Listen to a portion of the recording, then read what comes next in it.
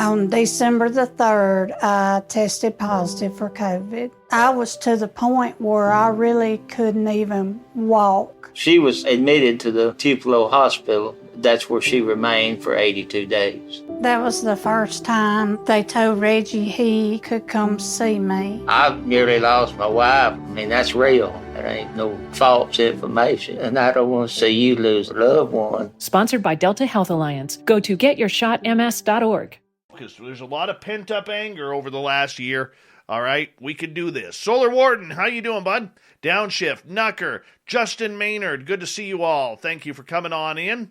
And who else do we have here? Solar Warden, good to see you. And where else? Ian McFadden, nice to have you here. And let's see here as we're trying to catch up. And where are we here? DJ Duvernois, how you doing? Good to see you. All right, here we go. Dirty Filth, nice to have you back. And Goofita, what's happening, man? Good to see you. Eric Enright, welcome to our chat room. Don't forget to hit subscribe. Mazo, how you doing? Welcome to our chat room. Don't forget to hit subscribe if you don't mind. And Acreon K-Burn, what's happening, Acreon? Good to have you back. Thank you so much. All right, good way to support this show, everyone, is through the Super Chat. It is up and running. Thank you, Smithy, for kicking it off. We appreciate it. Hi, Sensational Sherry. Oob to Joe's Maine. You've got swamp dwelling. Yes, you do. Mama Susan, good to see you. We're going to get going here in about 10 seconds. Don't forget, if you're new, hit that subscribe button, ring the bell. We are here 7 days a week for your listening entertainment. But right now, let's get our horns up. It's time to rock with Bumblefoot.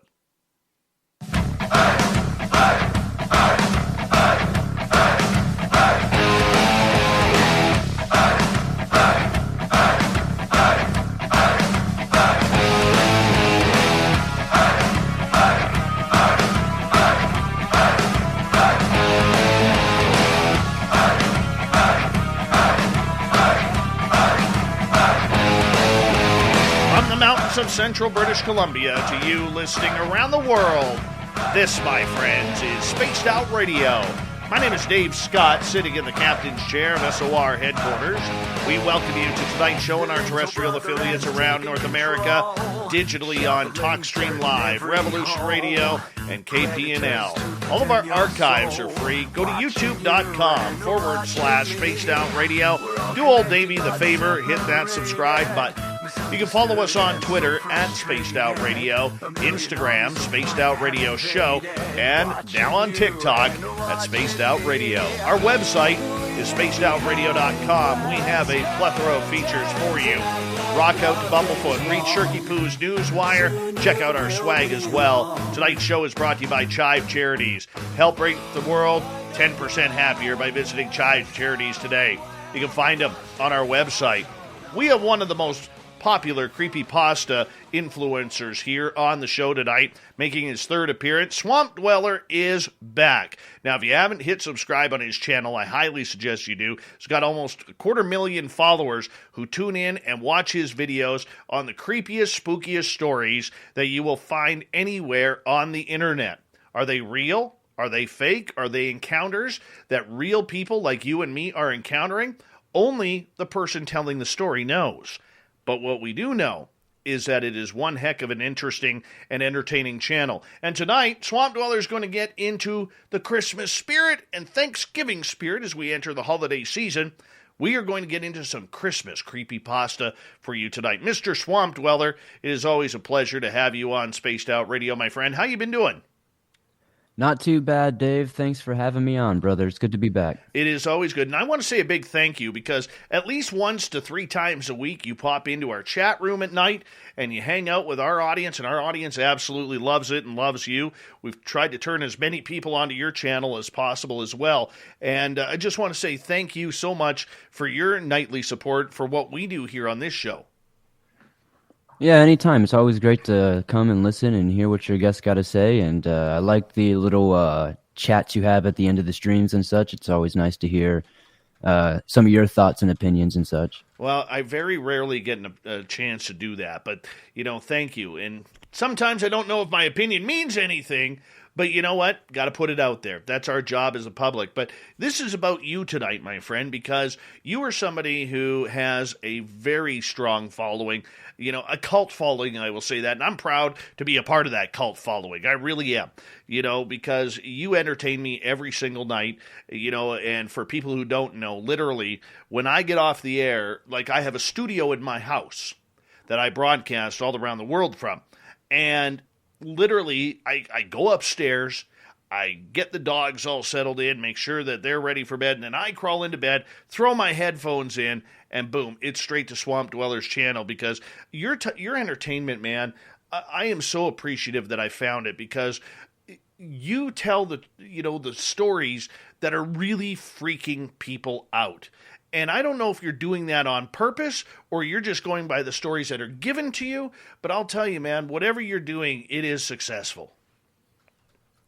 Well, first of all, thank you for all the support, Dave. That's really appreciated. And I'm kind of blown away by the support that we've gotten from Spaced Out and all that. You guys are amazing. And I'm in the same boat as you, man. The stories are just absolutely phenomenal, and it's mainly just because we have such an awesome group of people who support and dwell in the swamp with us, and they send in their allegedly true experiences, as you said in the intro. Are they true? Are they false? Are these real encounters? And at the end of the day, all I can say is, they're allegedly true. So they're, the people sending in them say they experienced these things, and who am I to say they didn't, right? But ultimately, I think that's kind of the fun and the entertainment aspect of everything is, which ones are real, which ones aren't. And if even a fraction of these are real, this is one strange planet we live on. What amazes me is a lot of people will look at you and they'll say, is he making up these stories on our own? But you actually are filled with emails daily coming in of people who are claiming to have these encounters. And, you can only take the emails and the people at their word. But I mean, do you ever feel that if half of these creatures or 10% of these creatures are true and real encounters, that, man, there's some scary stuff out there? Oh, yeah, definitely. I would say that a good percentage of these stories can be researched and kind of vetted in a sense, especially when it comes to like locations. If they mention weapons or such like that, I can kind of look into these things. I can kind of see if I can kind of do a little bit of verification behind it. And I would definitely say if even 10% of these creatures that people are allegedly seeing are real, then there's a lot of things that could also possibly be real as well. I mean, like, let's say if Bigfoot, for example, exists, who's to say that aliens aren't already visiting Earth, right? It's not that much of a jump, in my opinion. So, if one thing exists, the other has to. For you, out of all the creatures that you've heard, is there any stories that you have heard of any of these creatures out there that have really put the goosebumps on your back? Oh yeah, several. Especially stories that are similar to things that I have seen in myself or experienced myself. Ones that'll give me, for some reason recently, ones that have been giving me the most goosebumps are these weird not deer stories. Whether it's deer with chronic wasting disease or some actual weird species of deer that stand up on their hind legs and look, dead. It just gives me such goosebumps because there's so many times where I'll be walking early in the morning with my dog or something, and I see a deer kind of pop out of the tree line, and I'm like, oh shit, here's my not deer story. Like, oh, absolutely. Absolutely, man. I totally get exactly where you're coming from, because thanks to you, every time I have deer in my yard, which is literally daily, I'm looking for something standing on two legs now that looks half dead. It's your fault. It is completely your fault, and I'm more than willing to put that blame on you. For people who may not know, what is a not deer? A not deer is commonly something that people would call a skinwalker, but like skinwalker is kind of a term that's been more bastardized and kind of turned into like the general term for boogeyman these days, So like to a little bit more specifically, there are a few varieties of these not deer type creatures or deer type creatures in general. You have tall deer and not deer, and they're basically the same thing depending on what tribe or native indigenous people you are talking to.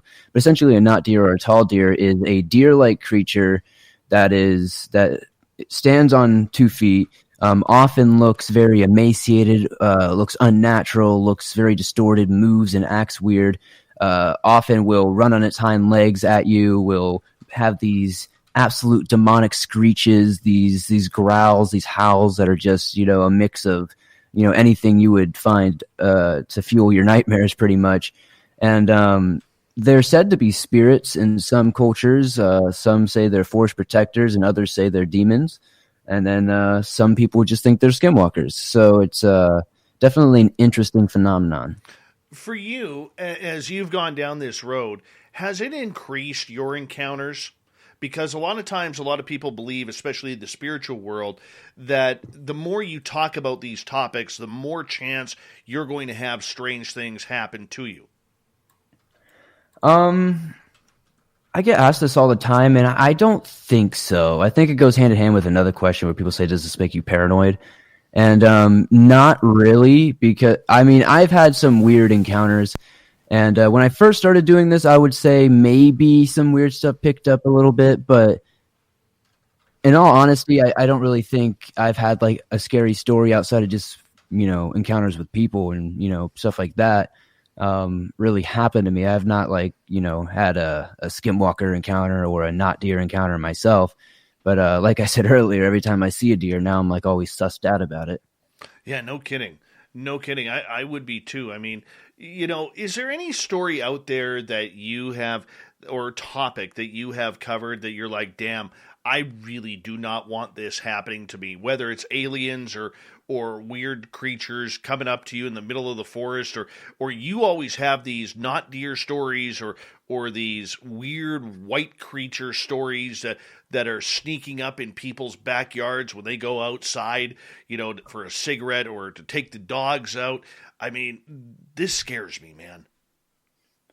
Yeah, there's been an uptick in those stories, those skinny white creature stories, and there's been like all kinds of variations of them too. So I'm not entirely sure what the heck that is, but there's all kinds of stuff. Like it could be these road trip stories that I've been recently doing where, you got people trying to break into your car and stuff. There was a time where I was homeless and I lived in my car and I had that happen to me. Somebody tried to, break into my car when I was sleeping in it. So like stuff like that, I'm just like, oh man, I'd never want to go through that again. And then you have these stories, like you mentioned, with these creepy, emaciated white creatures and these not deer and just anything that I feel like would be imminent threat, especially like a monster, because I feel like that'd be like the worst death is being eaten alive by a monster or a bear or anything like that. Just something that would just like basically literally just start devouring you while you're still alive, like these skinwalkers and not deer and Wendigo are said to do. These are all things I would definitely never like to meet. No, definitely not. Swamp Dweller from YouTube is our guest tonight on Spaced Out Radio. We always take a look at these stories, and once again, you always, before every episode, you tell your audience, you don't know whether this is true or not. You're just embracing the story and embracing the information that has been provided to you by listeners. Have you ever had emails come across that are just so outlandish that you're like, yeah, this one's not getting on the air? Yeah, the quality control process has a few steps and stages. I've got to, obviously go.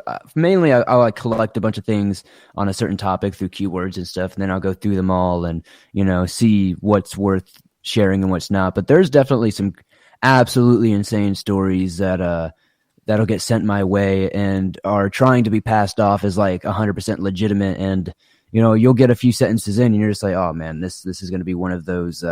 Like Lord of the Ring type stories is like what I like to call them. Well, I should say, and we should say very quickly here, you got a new video coming out, I believe, on Thanksgiving, where you actually allowed me to submit one of my creepy stories that I've experienced to you. And I hope I did okay for you and not trying to, get a pat on the back here or anything. But, I got to be honest, man, I was a little nervous in sending that to you. I had to take about 3 or 4 cuts on that. No, you did great, Dave. You sounded like a natural. I think people are going to enjoy it. I do believe this video will be out on Thanksgiving, I think. I'm not sure. Maybe Thanksgiving. I think so. The 26th, is that Thanksgiving? Day after Thanksgiving? One of those days. But yeah, it's going to be coming out next.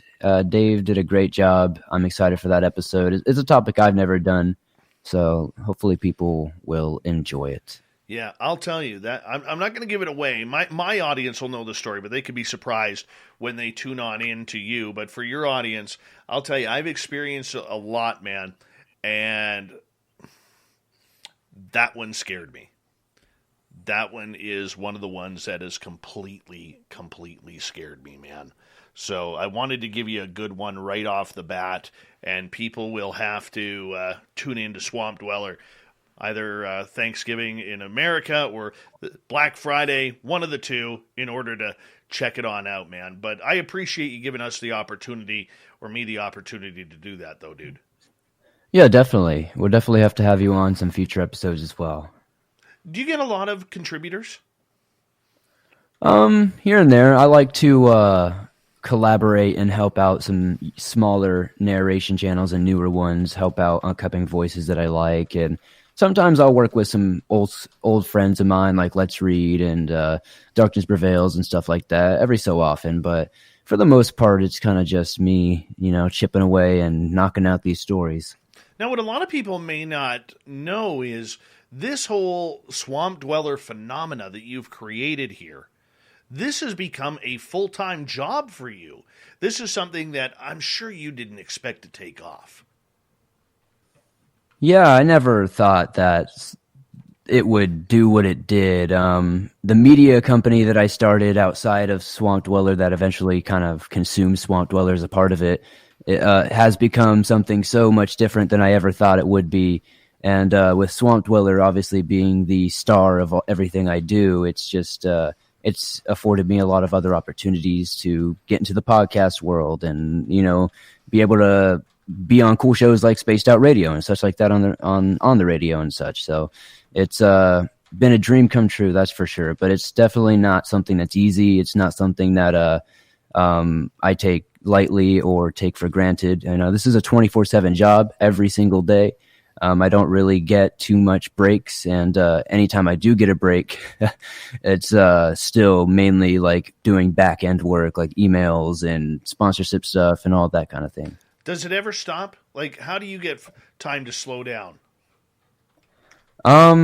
Normally what I would have to do is I would have to plan it out a couple months in advance, and normally I'm usually like 2 weeks ahead on content anyway, so I would have to just get an extra 2 weeks ahead on content and maybe be able to take a week off or something. Oh, my goodness.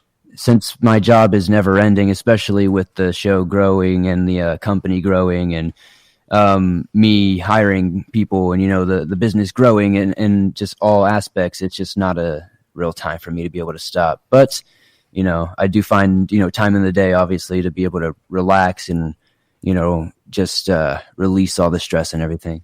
Did you ever see yourself as a YouTube influencer? Like, we all, kind of grew up with YouTube, even though I'm much older than you. We all kind of grew up with it over the last 15 plus years here. But did you ever see yourself that, that this was going to be, your career? This was going to be how you made your mark on this world? I knew there was definitely a certain time, like a couple of years ago, maybe about 12 years ago, where I saw like all these YouTubers and I was kind of go through like a depressive rut, not knowing what I wanted to do with my life. And I was watching all these like vloggers at the time, and I was just like, this is really sick. I wish I could do that. So I guess I could say that I knew I wanted to do this. I just didn't know how to do it and if it would ever happen. And I guess, obviously fate made it happen. I'll tell you, though, I mean, hard work pays off. It really does. And I'm a firm believer in that. And the fact that you have been able to create a phenomenal career in something that you love doing, I think it's wonderful. And you probably have a lot of people coming up to you on a daily basis, weekly basis, basically say, man, how have you been able to do it? I'm struggling, and I've only got like 300 and some followers, and I just can't make that mark. How have you been able to almost perfect the system for you? It's just trial and error, honestly, and just, consistency and just never giving up. And I wouldn't say I perfected the system. It changes all the time. So, it's just a constant learning game. I'm just a very adaptive person, and I'm willing to do what I have to do to, make ends meet at the end of the day, So, but it's also down to loving what you do, having passion for it, and really just enjoying storytelling. It's a very monotonous job sometimes, but it's a very rewarding job if you enjoy what you do. I think that's for any job. If you don't like your job, you don't like what you're doing, you don't like your hobby, you're not going to be able to stick with it and do it consistently. So the biggest thing is just enjoying what you do. I feel like that's a mistake a lot of people make. They just want to make content that they think people are going to care about. I gotta ask you, what did your family and friends say when you're like, yeah, I'm making a career on YouTube and I have this weird channel about monsters? I mean, did they shake their head and just say, how can you make a living off of that? Yeah, my family really didn't understand what YouTube was. I come from like a very rural background. We didn't even have internet until I was like 15. We were very behind the curve, and my family still is on a lot of things, but they thought something way different when I first started YouTube. They thought I was doing something way, way crazy, and I was like, no, guys, it's just... Eventually they understood as they saw like when I was able to support myself and stuff like that, and like the business was growing and like all these other cool opportunities were coming in, and they're like, oh, okay, I see. It's like a media type thing, a radio type thing. They kind of clicked it together through what they knew. But now my dad is like a huge YouTube fan. He watches YouTube, all kinds of YouTubers. He's like my biggest supporter. Like my son's a famous YouTuber, and I'm like, it's not that serious, Dad, but like, thank you. But like, we can't go anywhere with my dad anymore because he's just trying to tell every waitress and everything. I'm just like, I'm just trying to have some waffles, Dad, and not be bombarded. But yeah, they didn't understand that job, man. That's a dad's job. He's proud of you. He wants to brag. Oh yeah. I think we all want to brag about our children, and that's a good thing, man. That's a good thing. I'm just, thinking about that out loud, though. But for you, I mean, how proud are you? I know this is going to sound like a cheesy question, but how proud are you? On December the 3rd, I tested positive for COVID. I was to the point where I really couldn't even walk. She was admitted to the Tupelo Hospital. That's where she remained for 82 days. That was the first time they told Reggie he could come see me. I nearly lost my wife. I mean, that's real. That ain't no false information. And I don't want to see you lose a loved one. Sponsored by Delta Health Alliance. Go to getyourshotms.org. For 40 years, Michael Myers has haunted this town. He's the essence of evil, and evil dies tonight. Halloween Kills, rated R. Under 17, not admitted without parent. In theaters and streaming only on Peacock now. For you, at what you've been able to accomplish with this. I know you work 24/7 on this, and you get very little sleep because everything revolves around you doing everything. I know you have a crew, and we've talked about this in the past, but mainly you're the decision maker, you're the editor, you're pretty much everything that kind of goes into it. But for you, I mean, how proud are you of yourself for what you've been able to accomplish over the last few years? I guess I'd say I'm pretty proud. I don't really think about that too often. I guess I'm very like a forward-thinking person. Like, what's next? So I don't often like sit back and look, but every so often I'll look over at the wall and you see the YouTube plaque and all that, and just kind of put into perspective sometimes like how far things have come. And I'm very proud of it. I never thought that I would be in this place. Just a couple of years ago, I was working 2 full-time warehouse jobs, working like 12 hours a day minimum, like breaking my back. And, now I'm being able to do something that I always wanted to do. When I was a little kid, listening to the FM and AM radio was something that I honestly loved. I wanted to be a radio host my entire life. That was like always my biggest goal. And to be even on like Spaced Out Radio, like that's a dream come true to me. It's being on any type of radio or stream or podcast, it's just it's all the same to me. I just always loved that kind of stuff. So I'm very proud of it and very grateful and humbled to be able to remotely do this. All right, I know I asked you how you started, but how did you pick the topic? as we got about a minute to go here, how did you come up with Creepypasta? Was it something you heard in the past? Well, I didn't really start with Creepypasta. That was something I kind of incorporated later. I mean, technically, most of what I do is under like the true scary story umbrella, but like I just really enjoyed stories and had all these stories sent to me by people who didn't want to come on the podcast as a guest. And I was like, well, how do I use this content? And it kind of just fit into the format that I saw like my friend King Spook doing and Darkness Prevails and such. So I was like, I can try to format my interests into that type of content. And, it was something at the time, nobody else was doing. So it really popularized certain topics like Dogman and Skinwalkers and such like that. It really just worked out, I guess, because nobody else at the time was doing those things. Well, my friend Swamp Dweller, we're going to get into some stories and some of your favorite stories over the next 2 hours here on Spaced Out Radio. Hard to believe we're already 30 minutes in to tonight's episode. Swamp Dweller from YouTube. He is a creepypasta influencer. And I'll tell you, if you like to get weirded out, if you want to hear some strange stories, if you want to hear true crime, if you want to hear about monsters, there's only one place to go that's worth it, and that is Swamp Dweller's channel on YouTube. Type it on in. Make sure you hit that subscribe button. Ring that bell for him because his content is amazing. I listen every day. Spaced Out Radio continues with Swamp Dweller right after this.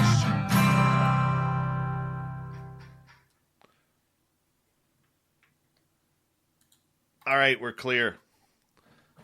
Awesome. My asshole friend Timber Hunter here is bugging me because on Saturday, like, we don't have a Taco Bell in town here, okay? Like, you talk about your family being behind the times, man. I think people are still rubbing sticks together in certain areas here in order to get an internet signal, right? So we had to go out of town, and Mark and I decided to go running around. And I had to drive like 4.5 hours to my sister's house and 4.5 hours back. We get back into the city, a place called Kamloops, BC, and they got a Taco Bell. We're stopping at Taco Bell. So I'm sitting there eating my tacos. Okay, I'm feeling pretty happy. A couple of beef burritos, feeling like a man in charge. And then the jerk says, you're going to want some for tomorrow. You should probably go get another one. And I'm like, no, man, I already broke my diet for this. He goes, are you sure? You're probably going to want more. You're probably going to be really jealous if you didn't get one for tomorrow. I ended up buying another burrito for the next day. He's a bad influence, people. Stay the hell away from him. He's a bad influence. I feel bad for you Canadians. It seems like you guys don't have like any authentic taquerias up there, and it just hurts my heart. Vancouver does. But they're hard to find up here. Pretty far from the border, I know. And it's funny because where I used to live, which was literally about 8 miles from the border, you could go to just across the border into Sumas, Washington, and they had an awesome, authentic Mexican restaurant there. And man, that was a good feast. Good feast. But nothing like that up here. No, unfortunately. Now, my daytime boss, his wife is from Mexico, and she does like all traditional cooking. And he like rubs it in. What did you have for dinner tonight, boss? And he'll just be like rattling off this beautiful Mexican dish. And I literally get up and I walk away. I feel that. I'll have to cook you up some authentic tacos. We do them all the time here. But there's so many good taquerias here. I'm just spoiled, man. Then I go over to California once or twice a year to go visit my girlfriend's family and all that, and then get all that taco. Oh my God, I'm telling you, man. You gotta come down here, man. Well, dude, I'll gain like 100 pounds just like that. That's dangerous for me. Yeah, I guess not everybody's blessed with the the hyperthyroid. No, definitely not me, man. Why do you think I have this beard? It's to hide these chipmunk cheeks, man. Sheesh. Yeah, it's dangerous. Dangerous. Oh. That's good stuff, man. Good stuff tonight. Pumped right up for this. I chugged a whole organic energy drink before this. I'm hyped up on yerba mate. Let's do this. Rock and roll, man. Rock and roll. How's the hot sauce business? It's been pretty good. I'm looking for some new partners right now to do something different and a little bit better, so I can have a more smooth and streamlined operation. So we'll see what happens with that. Right on, man. Well, when you get it up and running, we got to figure out a spaced out radio hot sauce. Oh yeah, that'd be super cool. We've got some cool sauces that we haven't put out yet that we could probably brand for you if you'd be interested. I could send you some samples and stuff. Yeah, just let me know, man, because I literally... Here, I'll show you here, brother. Don't mind the mess there. See all the bottles there? Right up here, right over there, in the white container, and all those on that bottom shelf. And I've got another 30 bottles upstairs that I'm working on. Or 24, pardon me, 24 bottles. That's dedication right there, man. It's addiction. Absolute addiction. Insanity, addiction, one of the two. Yeah. Everything, every meal, man. Every meal. So I just collect the bottles. I'm all debating what to do with them, because I'm starting to get more bottles than I have room. And so I'm trying to figure out, okay, do I hold on to the bottles or do I not? And just maybe see if another collector wants them. But hold on, my friend. We're going to get going. Thank you to Todd, Fapster, and Smithy for the amazing super chats. Here we go with the second half hour.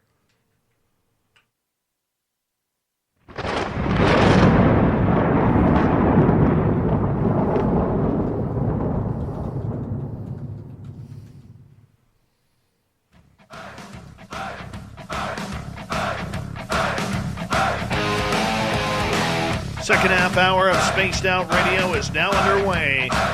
My name is Dave Scott. Really appreciate you coming on in, hanging on out with us. Want to remind you that if you miss portions of this show or others, check out our free archives by going to youtube.com/Spaced Out Radio. Do old Davey the favor, hit that subscribe button. Our website is spacedoutradio.com, where we have a plethora of features for you, including rocking out to Bumblefoot and reading up on Shirky Poo's Newswire. Check out our swag as well. Follow us on Twitter at Spaced Out Radio, Instagram, Spaced Out Radio Show, and now on TikTok at Spaced Out Radio. We greatly appreciate it. From the swamp, we got Swamp Dweller tonight. Probably, in my opinion, the top creepypasta storyteller in YouTube land. Yeah, almost 250,000 subscribers tuning on in to his fascinating, creepy tales that he tells on a daily basis. Swamp Dweller, welcome back. Thanks for having me on again, Dave. No problem. Our chat room is filled with your supporters, man. This is really cool tonight. Well, it's great to see everybody here. I appreciate them all for following over. Right on. Well, we appreciate it too here, man. All right, let's get right into it, because you have a plethora of stories, and anytime I get to use the word plethora, it excites me. And, you kind of follow the seasons, the holidays, the states, everything. And recently, just a few days ago, you put out a Thanksgiving horror stories. I want to learn about this. What kind of stories did you have on there? It's kind of a mix of everything. That's why I love doing these kind of niche topics, because especially the vague ones like Thanksgiving, because as long as it happens on Thanksgiving Day, it fits. So there's paranormal stories in there. There's I believe a poltergeist type story in there. There's a home invasion story in there. There's a near death story in there. There's a creepy deep wood story. There's a skinwalker story. There's all kinds of every story is different. I think that's what makes the Swamp Dweller channel different than most other channels, because you're not just going to find one specific type of story for each video. Right. I'm wondering, would you be okay if we actually played a little sample of a story from your channel for our listeners who may not have tuned in before? Sure, why not? All right, let me just fix this up here. All right, and we'll get this thing going. I'll tell you, if you haven't heard this, his type of stories, I mean, it's absolutely amazing. I don't know why that's happening, but we're getting some feedback right there. We'll stop sharing that. We'll retry it here. See if we can smarten this up a little bit. And, all right, that looks better. And let's go to a story here. Hold on. Here we go. I should probably unmute. It's that time of year, my friends. It's time to chase down those turkeys, stuff them with some yummy food, and put them down your gullet. Welcome back to the swamp, my friends, and welcome if you're new. It's good to see you made it back for another episode. Today I'm going to be sharing some creepy and allegedly true Thanksgiving horror stories. As always, if you have a story that you would like to share in a future episode, be sure to submit it at swampdweller.net or the email you can find in the description down below. I'd love to share your story with everyone here in the swamp. It's stories like yours that truly help keep this show going on a daily basis. Now, sit back, relax, and enjoy these creepy and allegedly true Thanksgiving Day horror stories.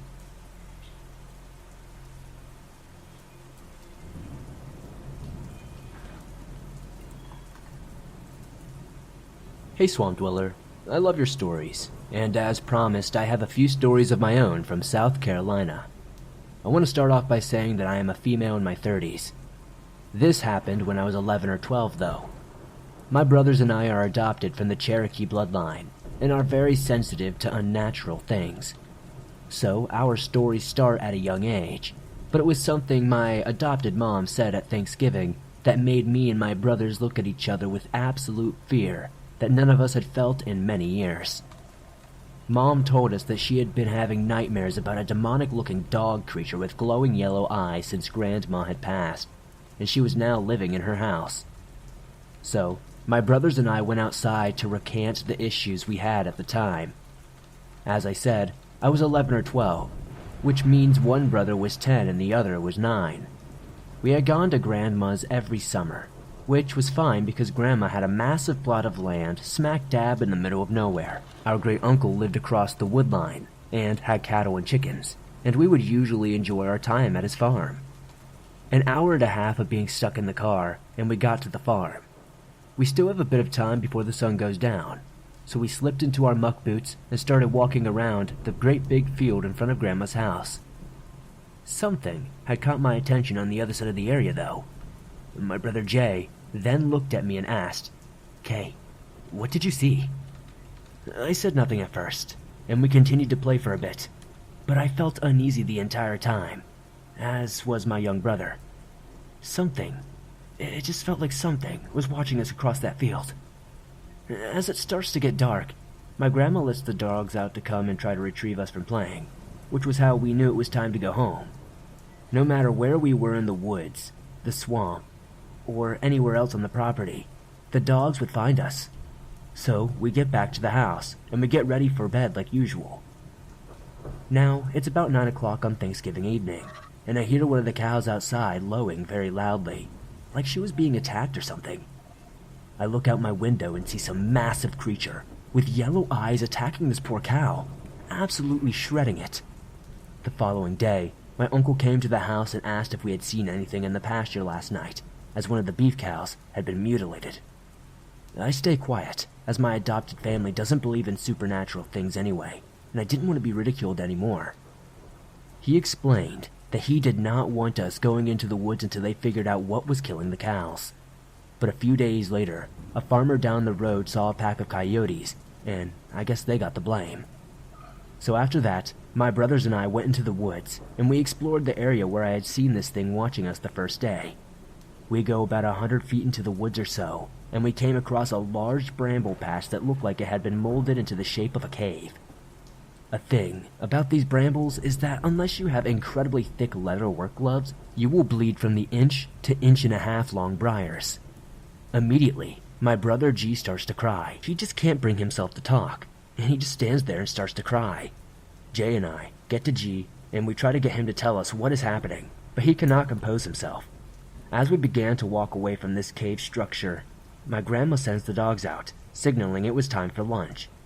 At this point, we had a black chow lab mix named Molly, and a smaller white and red mix named Sandy, neither of which would have harmed us.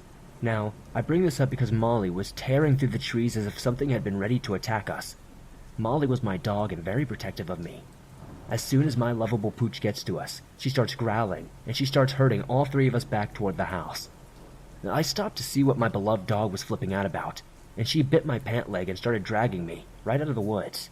We get back to the yard, and G is finally calm enough to tell us that he swears he heard our grandmother calling us from the swamp, further in. Jay and I look at each other and scratch our heads. We hadn't heard Grandma at all.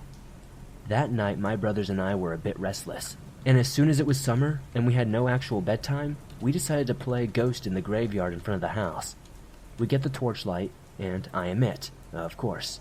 So we never really go too far from the house at night, especially after that. So we play at the front, knowing that it is safer, as there are wild animals in this part of the state as well.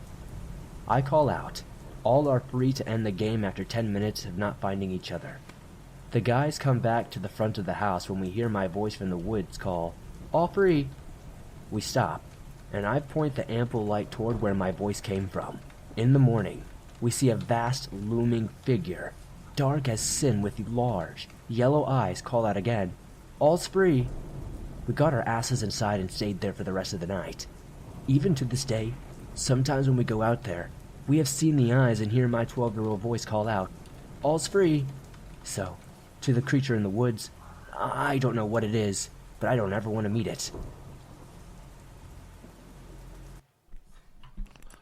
My goodness, man. That is chilling. Chilling. Yeah, man, that was a great story, and I was really excited to share that one. It's one of my favorite ones I've probably shared in a while. When I hear somebody get that intimate about their story a bit, and the real detail that you put into the story, and that maybe the people are putting into the stories, I mean the stories, I don't know how other people react to it, but for me, I feel like I'm sucked right in, like watching this movie play out as you're dictating what's happening, man. Yeah, I really try to read each story from like a first-person point of view. I try to embrace it and tell it like it was happening to me. Like, you know, that's why I try to inject that emotion in there and those stutters and stammers and just try to make it feel like, you know, somebody is reciting their story to you instead of me just telling a story. Right. No, it totally works. Totally works. So for Thanksgiving, I mean, what other kind of stories are you hiding in there for us? Can you give us one? You want me to tell a specific story or whatever one comes to your mind? There is one that I wanted to share on it, but it was too short. It was like only 2 sentences, but it was this lady who moved into this like old, like, I guess, you know, where like the Pilgrims and like the Native Americans had that dinner or whatever, the massacre that happened right after it and all that. They had like a little cabin in that area, and apparently on Thanksgiving, it was either like in the evening or the morning, I can't remember. They woke up, and then in the middle of their living room, there were these Native Americans doing something in the center of the room. I can't exactly remember. And when they turned on the lights, they disappeared in front of them. And it was short, sweet, and just kind of like very basic. But to me, it was just like such a cool and interesting story. I really wished it was longer and had more details so I could have put it in the video. No kidding. No kidding. Do you ever get a lot of those stories where you're like, man, this sounds amazing, and then they just like cut it off after like a short paragraph, and you're like, where's the rest? Yeah, all the time. There's so many really short ones. Like especially when it comes to like the Skinwalker, not deer type stuff. Like they're so short. That's like I have to like find like 15 of them. Like I have to wait like forever sometimes for people to send in enough stories just so I can make it like a decent enough length for you guys. No kidding. Well, I could just imagine. Have you ever emailed back someone and it's like, dude, where's the rest? I need this story. Oh, all the time. All the time. Like, if there's like a story that's really good, I'll be like, can you please elaborate a little bit more, put a little bit more detail? Because I understand a lot of people aren't authors, so a lot of times, if you can just send me. OMG, your BFF's birthday is here and you don't know what to get her? No worries. 1-800-Flowers.com has you covered. 1-800-Flowers is the ultimate birthday gifting destination. For those who know, it's not about giving a gift. It's about giving the gift. Make every birthday brighter with exclusive offers and great values on gorgeous bouquets and arrangements. To order today, visit 1-800-Flowers.com/tune-in. That's 1-800-Flowers.com/tune-in. Whataburger has been making breakfast for almost 40 years and burgers for almost 70 years. So making a breakfast burger with fresh 100% beef, a hand-cracked egg, bacon, cheese, hash browns, and our creamy pepper sauce seems kind of obvious, right? Of course it does. Now. The limited-time breakfast burger is back. Served 11 p.m. to 11 a.m. at Whataburger. The basic details, I can put it together and make it something readable. Were you always a writer, a creative writer, or was this something you had to find within yourself? This is actually something that I just kind of fell into and started doing. Not necessarily, I guess. I always liked doing like book reports, you know what I mean? But like I never did them that often unless I had to. So I always loved writing like poetry and like lyrics for songs and such like that. So I was always a writer in a sense, but like I was never like a storyteller, And when it came to this type of stuff, it really, I guess, like created that spark because, now I've written hundreds of scripts for true crime stuff. I've written tons of stories. I've, edited thousands upon thousands of stories. And it's just been like a spark, I guess, that was really ignited and like became like a passion over this whole Swamp Dweller journey. Do you mind if we play one of these not deer stories? Because you have had a lot of talk about them tonight already, and I would love the audience to hear one. Sure. All right, let's get to it.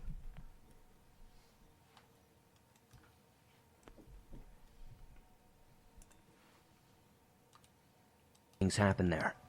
Maybe I will share those stories in some other videos. But one night, I was left perplexed by something I saw from my bedroom window. This old house did not have central air. Although I had a window unit in my bedroom, I liked to shut it off and open my window on cool, breezy nights. I loved listening to the sounds of nature. Surrounding the dead-end road, there were many miles of woods. Seeing coyote, raccoon, possum, and deer were an everyday occurrence. There were many times throughout many nights where the woods would go silent. I would think most of you know when the woods go silent, there's usually a predator of some kind nearby. One night, I had my windows up. It's after midnight and I'm just browsing Pinterest on my phone, when the woods suddenly go quiet. It seemed like 5 minutes or so before I actually noticed how long everything had been silent. You could have heard a pin drop. Normally the woods would go silent for a couple of minutes. Being curious and wondering if coyotes were sniffing around my front porch again, I got up and looked out my bedroom window that faces the front of the house. Now at this time, I can't remember if I had started listening to these kinds of podcasts yet, so I'm not sure if I had heard your stories about wendigos or not deer creatures. Listening to one of your latest podcasts made me remember this event and realized what I saw may be one of these creatures I've been hearing about. For context, the road from the front of the house was paved and went straight until a portioned Y off into our driveway, to the left. The other portion went straight ahead to the right, and the Y turned into a dirt and gravel road. When I looked at the window, everything was still silent, and I was surprised to see what appeared to be a very large and lonely buck walking down the middle of the road towards the dirt road straight ahead. I watched it, finding it strange that it was alone. Normally, when you see one deer, there's at least a few close by. As I watched it walking towards the dirt road, I thought it looked strange. First off, I'll admit, I'm no hunter, but this buck looked to be massive, easily 2 or 3 times larger than what might be considered average. Not only was it incredibly large, but the way it walked. It was like it was being worked like a string puppet, or like it was in some sort of trance, or maybe even how a soldier would march. It never turned and looked at me, it never made a sound. I just stood there, rubbing my eyes in disbelief, trying to figure out what the heck I was seeing. I was 100% sober during this, just a heads up, and I hadn't really smoked or drank at all at that point in my life. Just as it was reaching the point to where I wouldn't be able to see it anymore from my window, I looked around. I'm not sure, maybe I was trying to see another deer or something. This was only for a second, and when I looked back, it was gone. There's no way it could have left my line of sight that quickly. That's when I realized I never heard its footsteps. This thing actually never made a sound. And just then, suddenly, the woods sprang back to life, and I almost jumped out of my skin from being so spooked. I just stood at my window, feeling bewildered. What the hell did I just see? Whatever it was definitely not a deer. This thing made the forest, which was usually very loud at night, go dead quiet. The way it walked, its size, how it just disappeared. The whole situation was just so bizarre. I thought about telling my roommate what I saw, but he was a non-sensitive person and not a big believer in the unknown. Although, a year or two later when the house was being renovated, he started to believe. But hey, that's another story. So, there it is, my not deer sighting. As I said, it's not necessarily the scariest story, but it's definitely a head-scratcher. Do any of you have a similar story? Can anyone tell me what they think I saw, or what they think the not deer was doing marching down the road just to disappear? I just have this sickening feeling that if I made a sound or engaged with it, the situation would have escalated. I was always under the impression that there might be a portal on the property for spirits or unknown beings to come and go through. Is that what the not deer was doing? Just taking the portal back to hell for a dinner arrangement with Satan? Please share your thoughts and stay strange. Awesome. Absolutely awesome, man. I don't know how you do it. Don't know how you do it, man, but that is phenomenal. I'm glad you enjoy him, Dave. Yeah, I really do. I can't get enough. Can't get enough. For you, okay, as we got just a couple minutes to go here before we got to go to break at the top of the hour, I'm very curious for you. You have this one character that you have, and this is he's part of a group called the Hunters, and he's been sending you. I know I asked you this about him last time, but I'm just absolutely intrigued by this gentleman. You know who I'm talking about. Oh yeah, you're talking about my good friend Mr. Sam White Owl.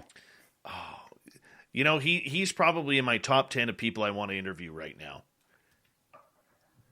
I wish he was more public, that's for sure.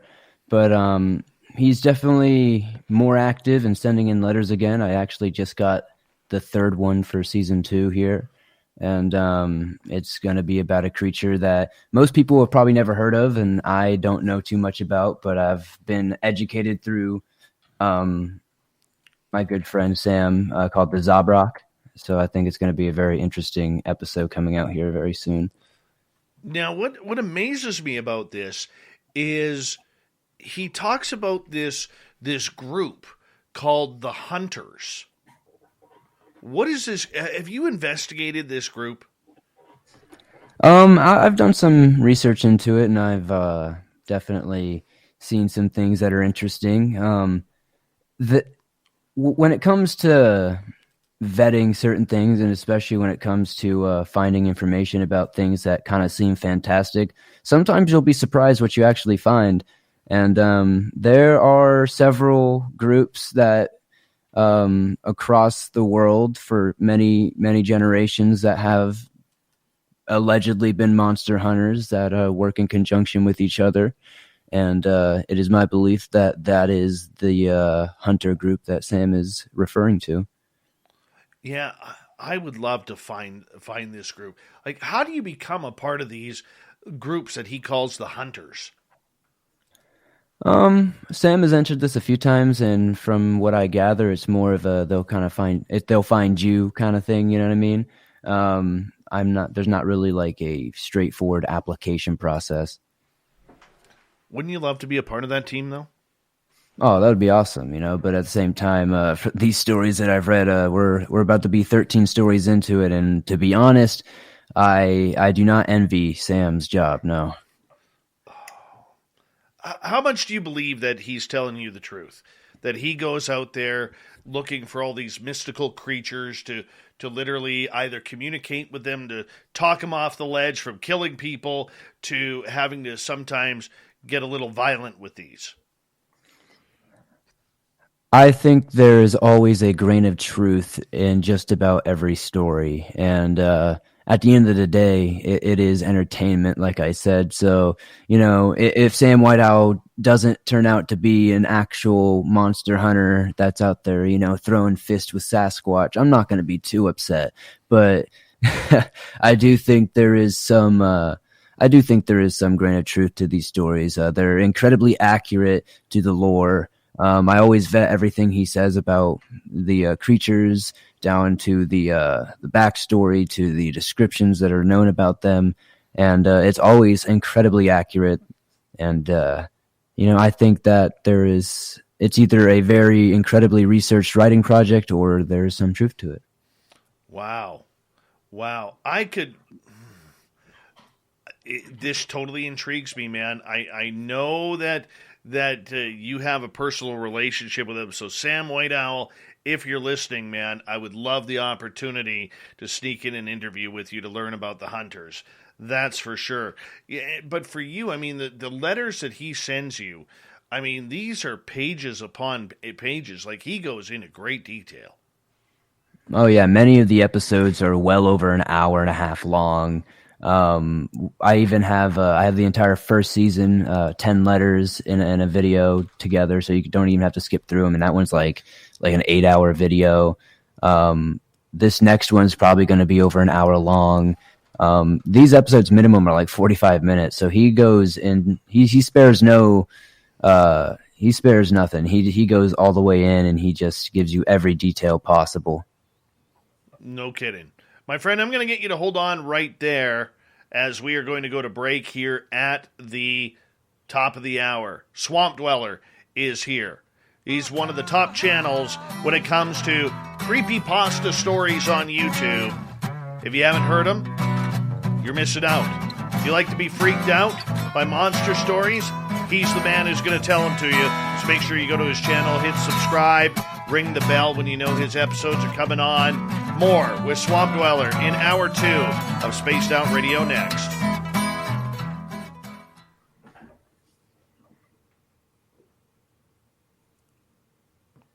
I feel kind of bad, man. I got that idea right during the show, and I kind of put you on the spot of playing some of yours. I hope that didn't piss you off. Oh, no, that's fine. I don't mind. I'm actually going to be right back. I'm going to go grab some water real quick. Yeah, no problem.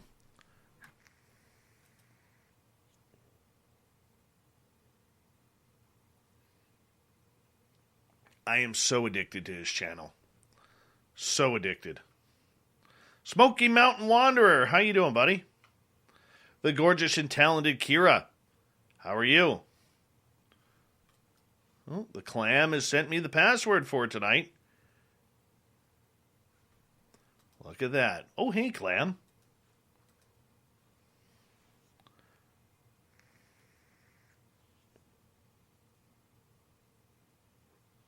But this group of the hunters, we got to do some investigating in there, man. I'd like to know more about this.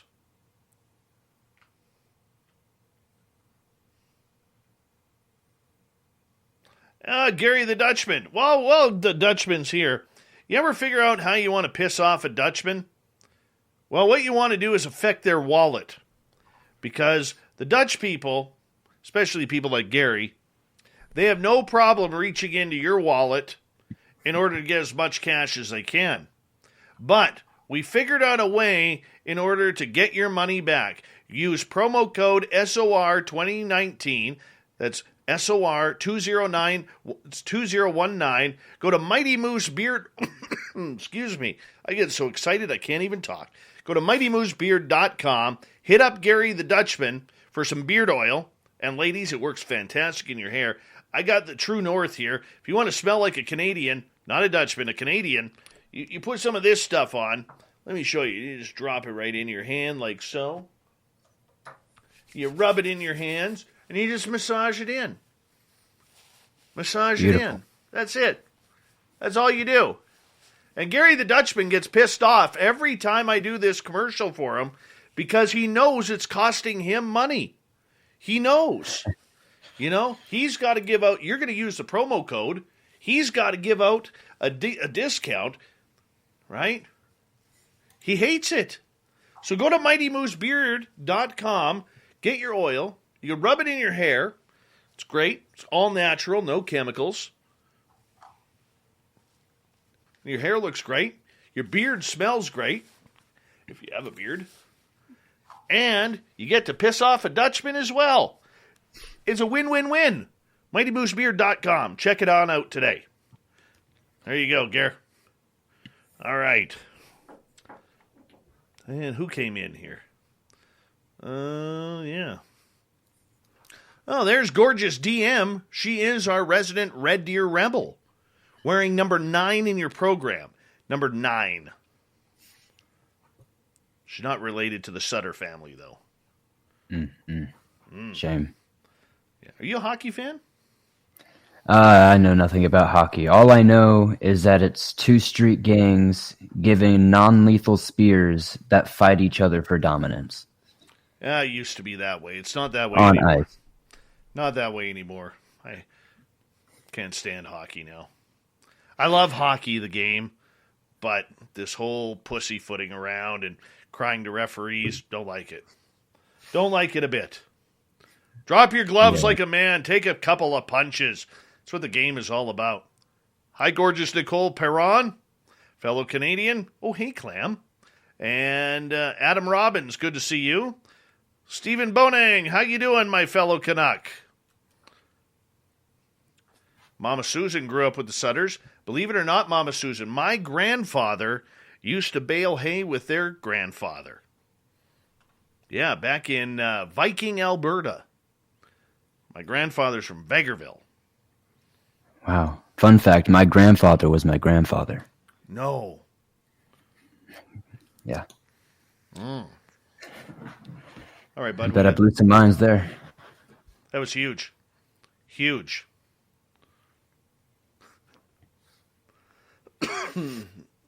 All right. Jewel says, Dutchman Gary works really hard at extracting moose oil. You don't want to know more. That's true. Hi, Shar. How are you? And Oob to slap shot there.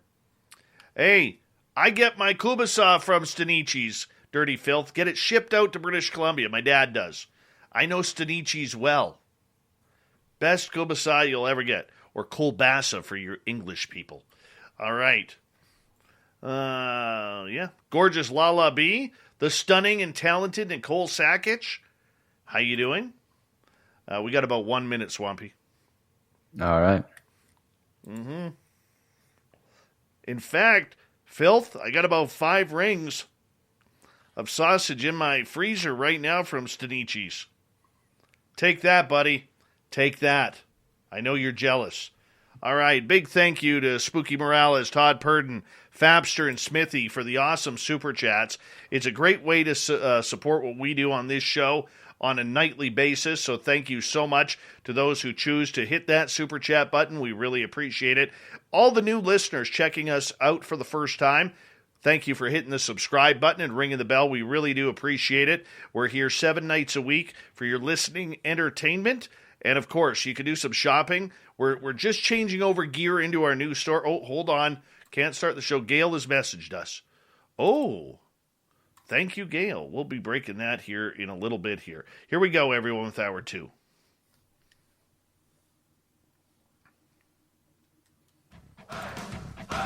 You're listening to Spaced Out Radio with Dave Scott.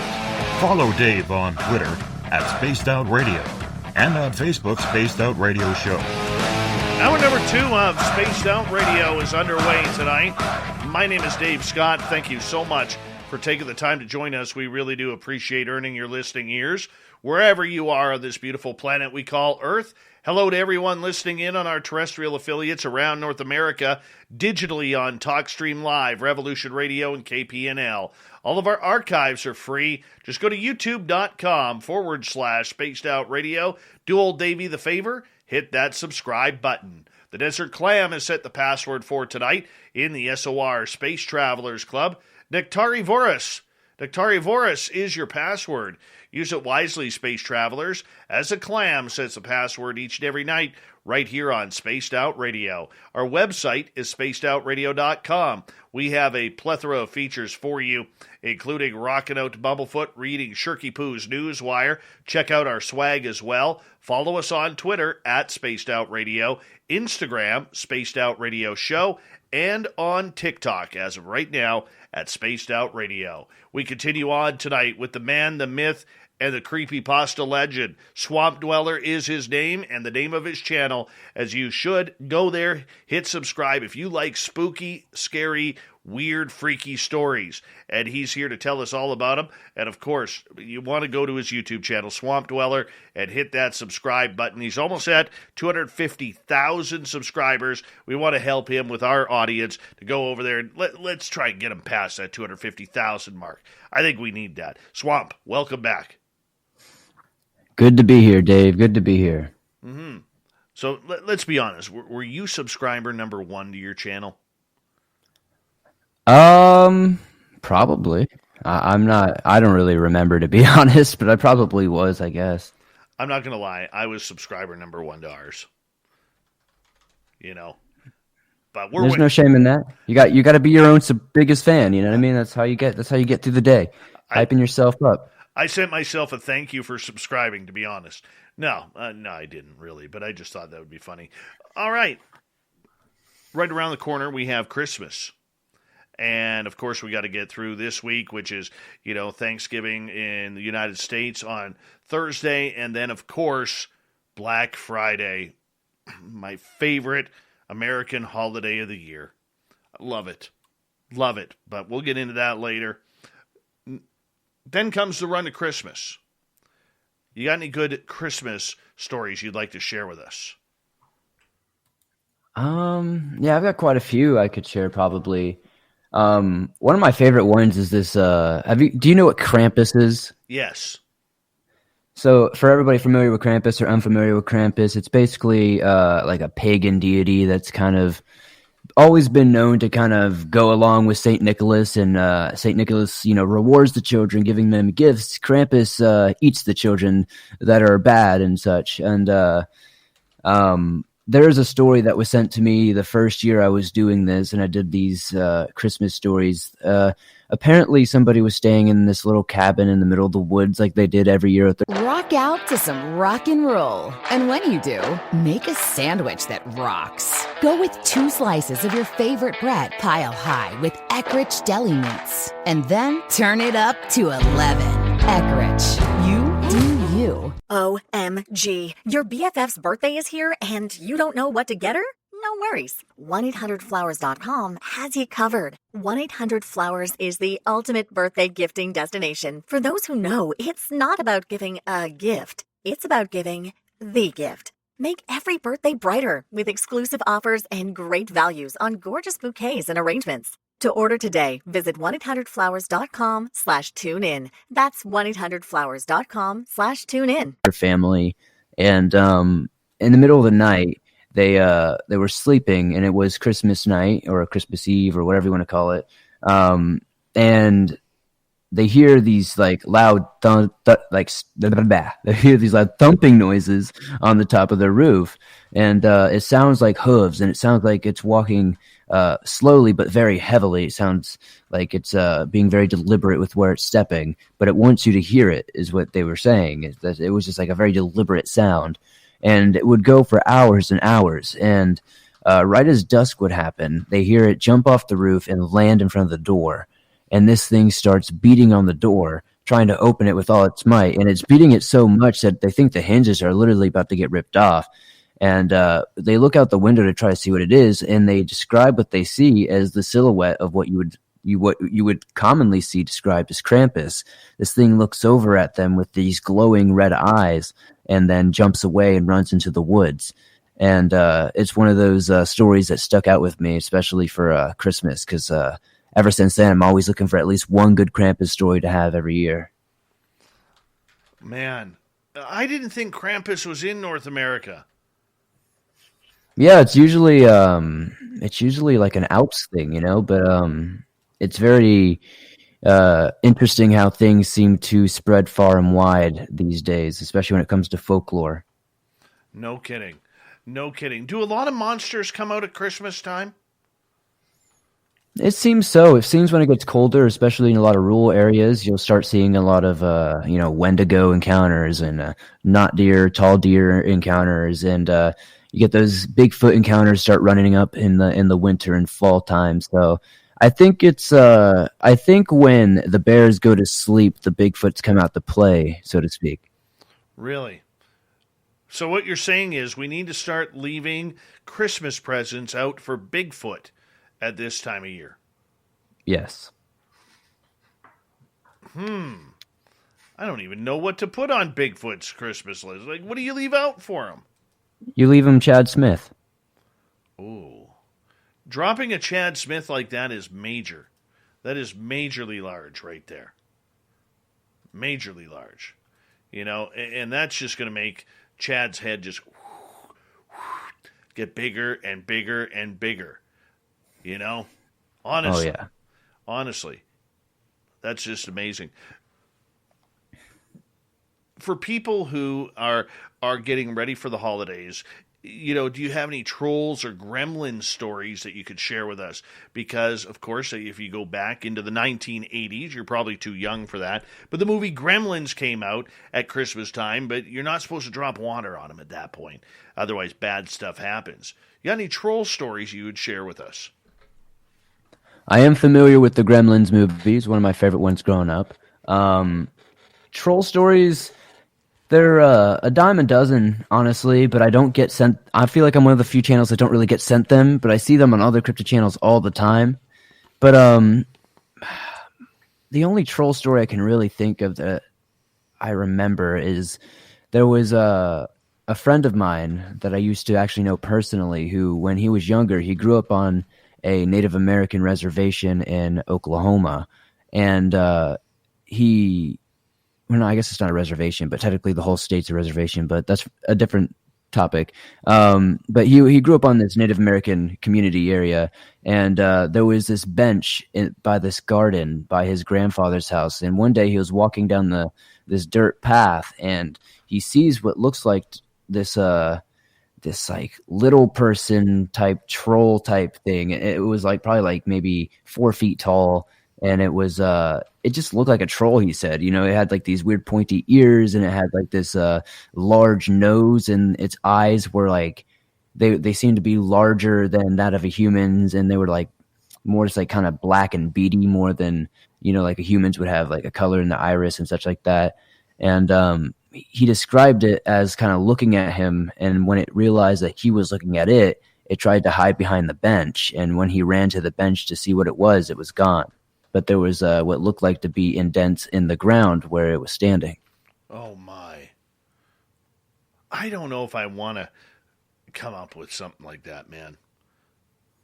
I'll take Bigfoot over something small and trollish anytime. I really would. Oh, yeah, the first thing I'm like, that's a goblin. And it's like, I'll be out of there. I'll be running. Right? Me too, man. Me too. All right, I got a question from Aiden for you. Have you, Swamp Dweller, ever come across anything like alien monster scary stories that you could share? I've done UFO stories plenty of times. I've done a few alien encounter stories. I've actually got to, a long time ago in a documentary, I got to interview the first ever alien abductees. Interesting alien stories. I can't really... Like, they're all kind of the same, honestly. Most of the time, it's either they feel like they were abducted and they see things through their dreams, or there's they see these things that people call grays, where it's these long, skinny, sometimes short, kind of alien things with these like big round heads and giant black eyes. I've got those sent a ton of times. But none of them. I've never been sent one that I can really think of at the top of my head that like stands out. They're kind of. I feel like that's kind of more one of the lesser topics I get sent. What's the strangest creature that you've ever received a story on? Man, that's really hard. There's a lot of really weird descriptions. I've been sent things that, like, when people are describing them, it's like the head of a moose, the legs of an alligator. Like, it's like, what are you seeing? Like, sometimes I feel like people are might be smoking something. But honestly, I would have to say, as of recently, one that I've looked into that I don't really have a name for it, but it's this creature that people are describing has like 10 sets of wings. It's got like 5 sets of eyes, and its body is like a amorphous mass, so it doesn't really have a specific shape. And to me, it sounds like depictions of what in the Bible of angels almost, and it's just very disturbing. Oh my goodness, man. Okay, another question coming from Arlene, who is asking, have you ever ran across a story so freaky that you just couldn't use it? I don't think so, no. There have been stories that like I've cut out because they were a little too graphic, but I don't think there's ever been one that was like too freaky. I think the freakier the better. Like if it's something that's like, wilder than anything I've ever done before, I'm probably going to be more apt to want to use it. Is there any stories like that stand out to you after the thousands you've done? Yes, there was a story sent in to me. Have you ever? I think this actually happened in Canada. It was like a guy who like decapitated somebody on a bus and was like cannibalizing them. I actually got sent a story of that incident from somebody who was on the bus. Oh no. Yeah, that's one that stood out the most. It's probably one of the most gruesome stories I've ever read because it was down to the T, like very traumatic for this person. Well, that gentleman the gentleman who committed the crime.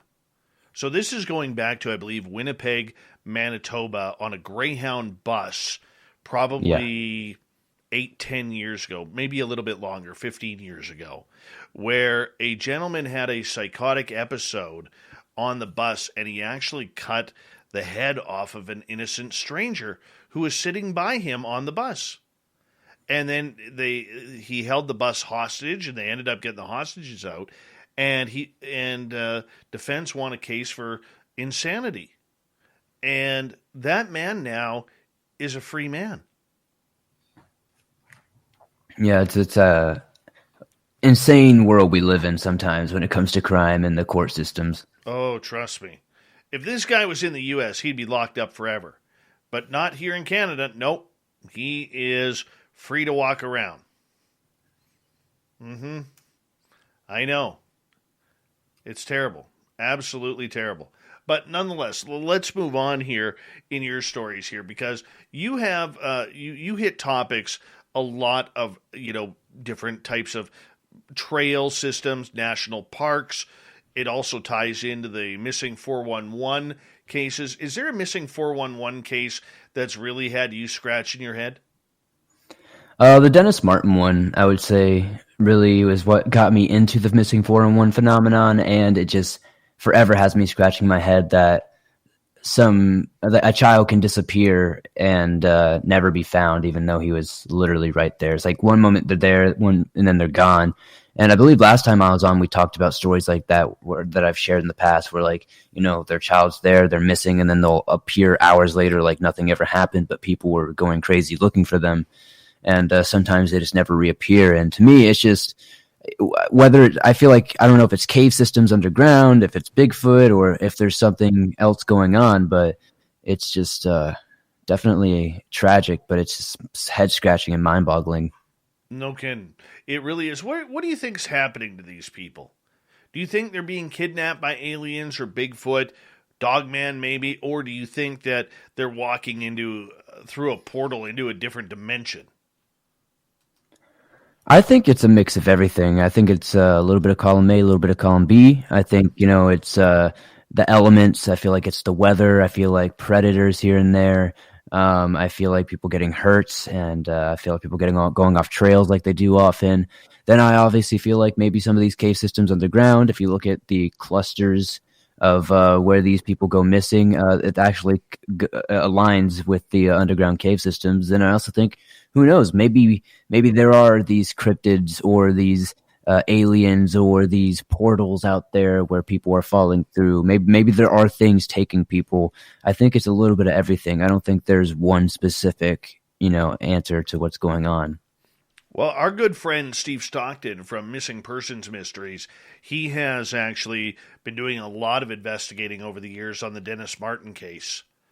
And he might be somebody you could get some info from if you need on that. Oh, definitely. For sure. Swamp Dweller is our guest tonight on Spaced Out Radio. Make sure you hit him up and subscribe to his channel. I know a number of people in our chat room have already tonight, which is really cool. All right, let's move on here. We've touched on Christmas stories. We've touched on other kinds of stories like Thanksgiving and everything like that. But Aiden here wants to know, have you ever had any clown stories come across your desk? Actually, yeah. One of the earliest stories ever submitted to me was a story of a clown that stalked somebody and even tried to break into their house for no real reason. It was just one of those random crimes where somebody just saw this person and decided to target them and to try to break into their house. And luckily, they scared them off when the police came. And I'm not sure if they ever got caught, but they were dressed as a clown the entire time. So very interesting. I'm not going to lie. I hated that whole clown thing. Hated it. I hate clowns. I honestly, I'm not scared of them. I just hate how they act personally. It's just like, it just annoys me. They're just too loud. I loved those videos on YouTube when the clown thing was going on, where people were actually getting out of their vehicles and beating the tar out of these clowns. I loved it because the clowns were just so creepy, and they were taking it further and further and further and further on trying to get to people. And finally, people had enough and were like getting out of their cars or running them over or whatever. I know that sounds bad and morbid, but I was like, finally, the little guy's winning one here. Finally, we could do this. I just hate clowns. Hate them. Scare the tar out of me. All right, let's move on here on Spaced Out Radio. Swamp Dweller is our guest tonight.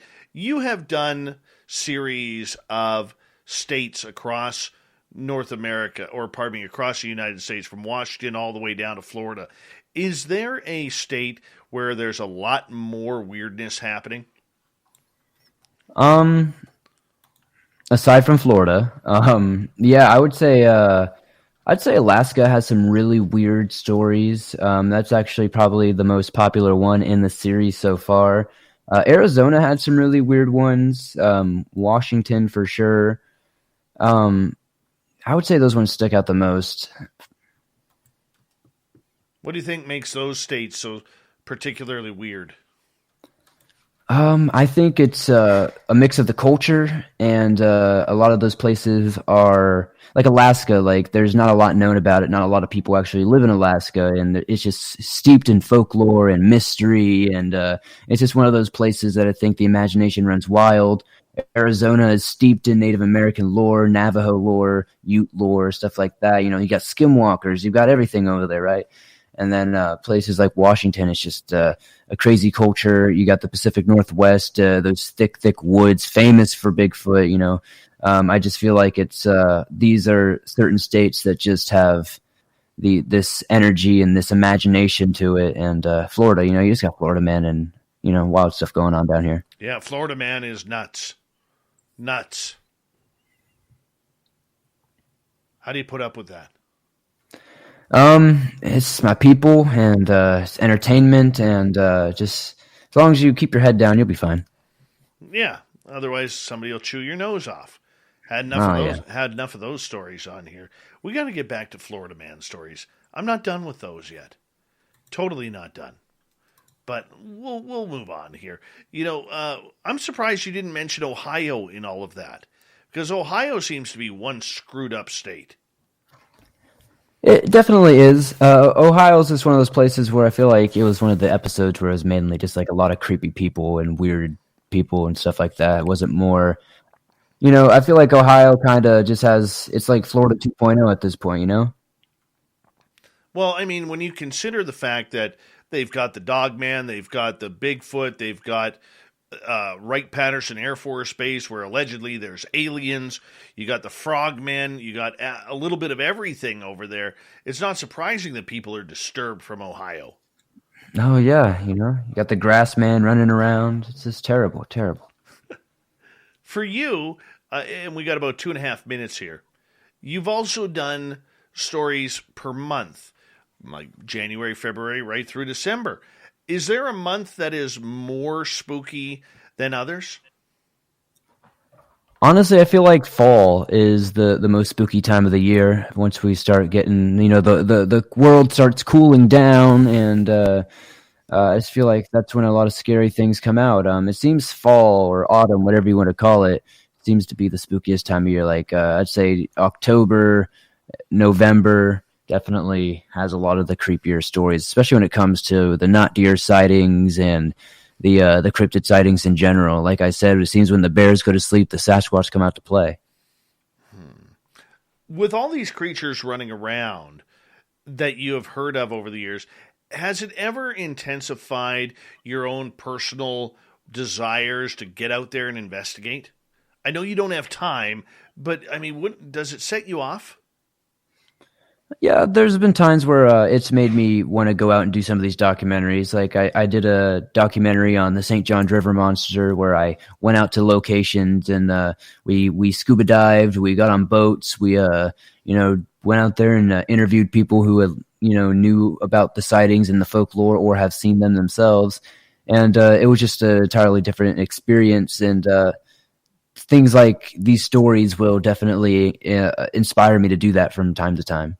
Well, that's kind of cool.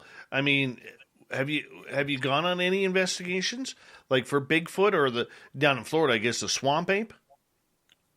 Not particularly. Like I'm not really, I guess, somebody who like goes hunting for things, but I've definitely been out, like in the swamps and in the woods and such at nighttime, and we've been kind of just seeing what we see, just kind of exploring with no real goal in mind. But there's definitely been times where I've been in areas that are famous, especially I've been in the Pine Barrens in the middle of the night with nothing but a GoPro and a flashlight. And we just kind of walk through it just to see what we would see and what we would hear and such like that. But I've never gone like in particular to actually like hunt, or go on an expedition for something in particular. It's just more just like, let's see what happens kind of thing.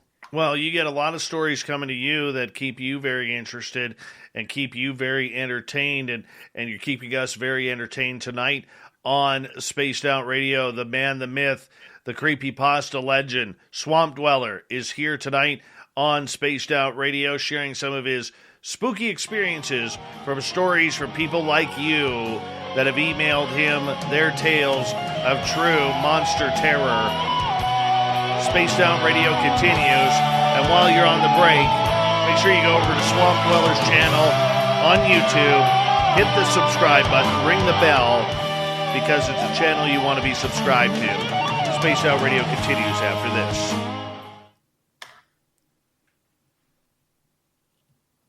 All right, brother, we got 5 minutes. Awesome. Good stuff. Right on.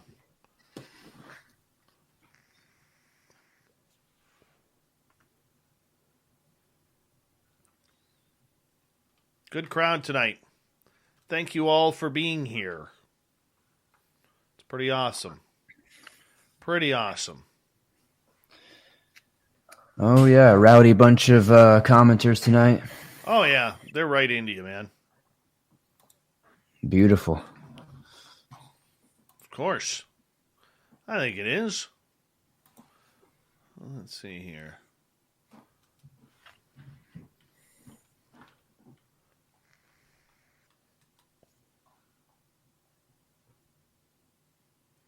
Do you still keep count of your subscribers? Or do you not even pay attention to it? Not really. To be honest, I subscribers to me don't really mean that much. It's not like YouTube notifies people and such. So it's more of just kind of like an uphill battle with that kind of stuff. And I feel like it pushes creator burnout more than anything, because you're just setting yourself up for disappointment.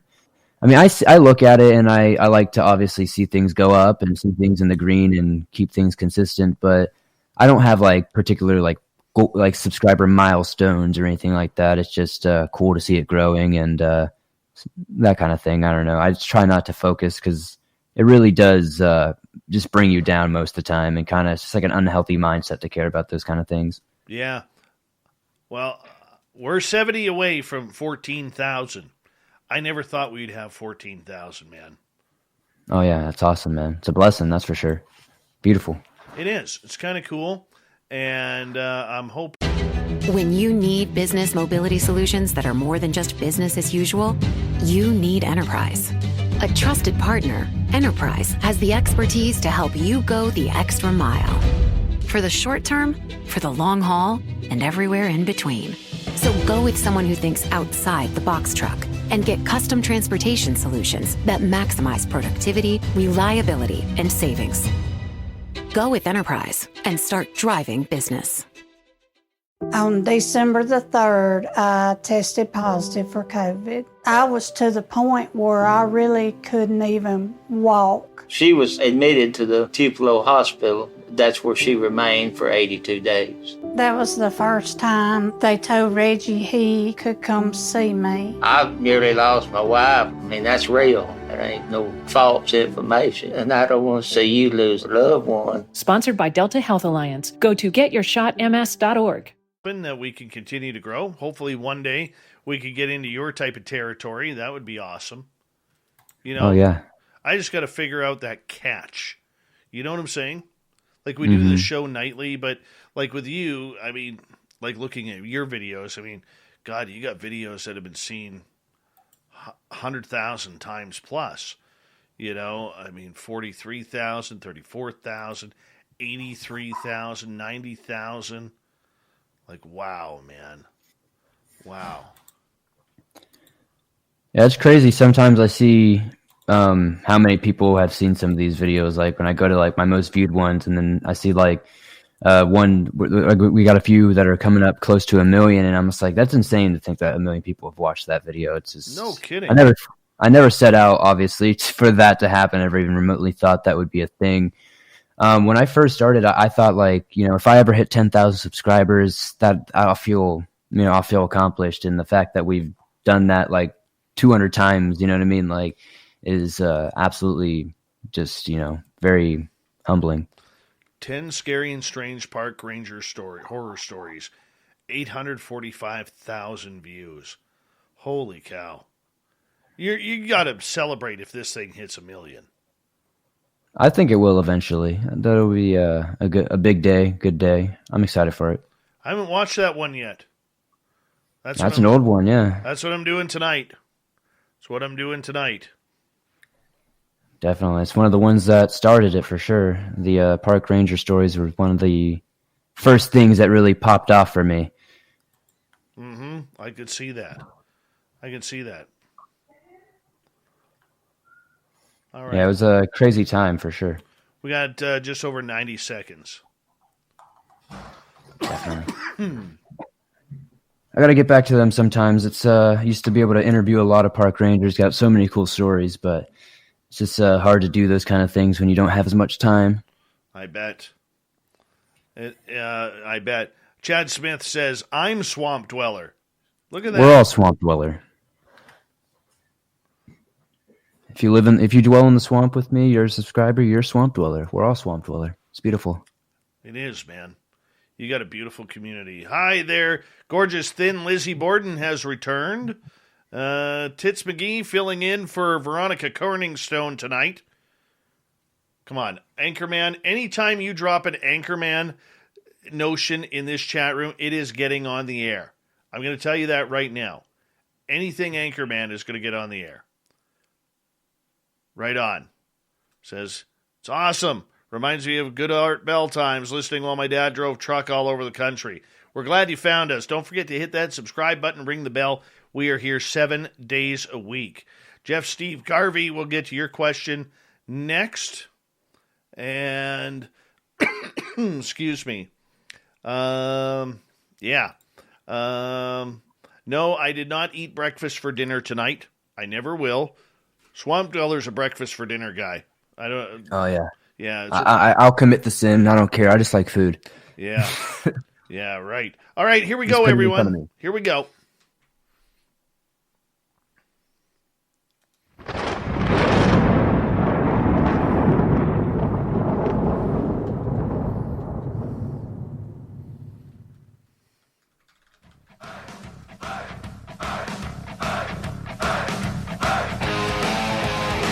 We passed the halfway point of Spaced Out Radio tonight. My name is Dave Scott. Thank you so much for taking the time to join us.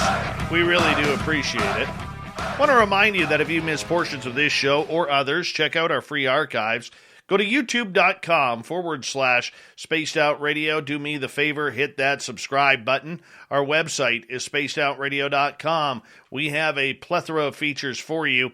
Rock out to Bumblefoot, read Shirky Poo's Newswire. Check out our swag as well. Follow us on Twitter at Spaced Out Radio, Instagram, Spaced Out Radio Show, and now on TikTok at Spaced Out Radio. Patience with me trying to figure out how to make videos on that thing.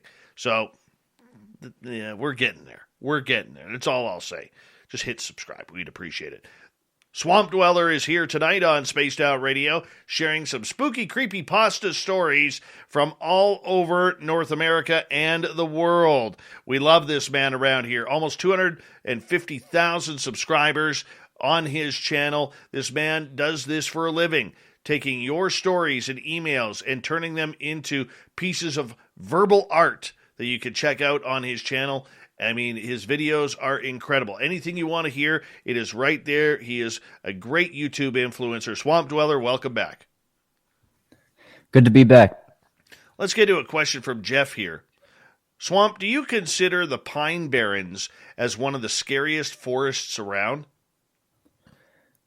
Definitely. The Pine Barrens were a place that were definitely beautiful. Like, it was nice and scenic and something that was amazing to experience, but it definitely had like very weird and ominous vibes in specific spots for sure when I was hiking through it. And rumor has it that Chad Smith is going to be used as Bigfoot bait by you? Oh, these are facts, but it's also propaganda by the anti-Chad Smith gang out there. So don't let them fool you. We're not using him as bait. It's just a decoy, you see. I see what you're doing. I see where you're going with that. You know, you got to be careful. There's a lot of forests that you have covered, as we mentioned earlier in the show, with the missing 411 type people and the national forest and everything.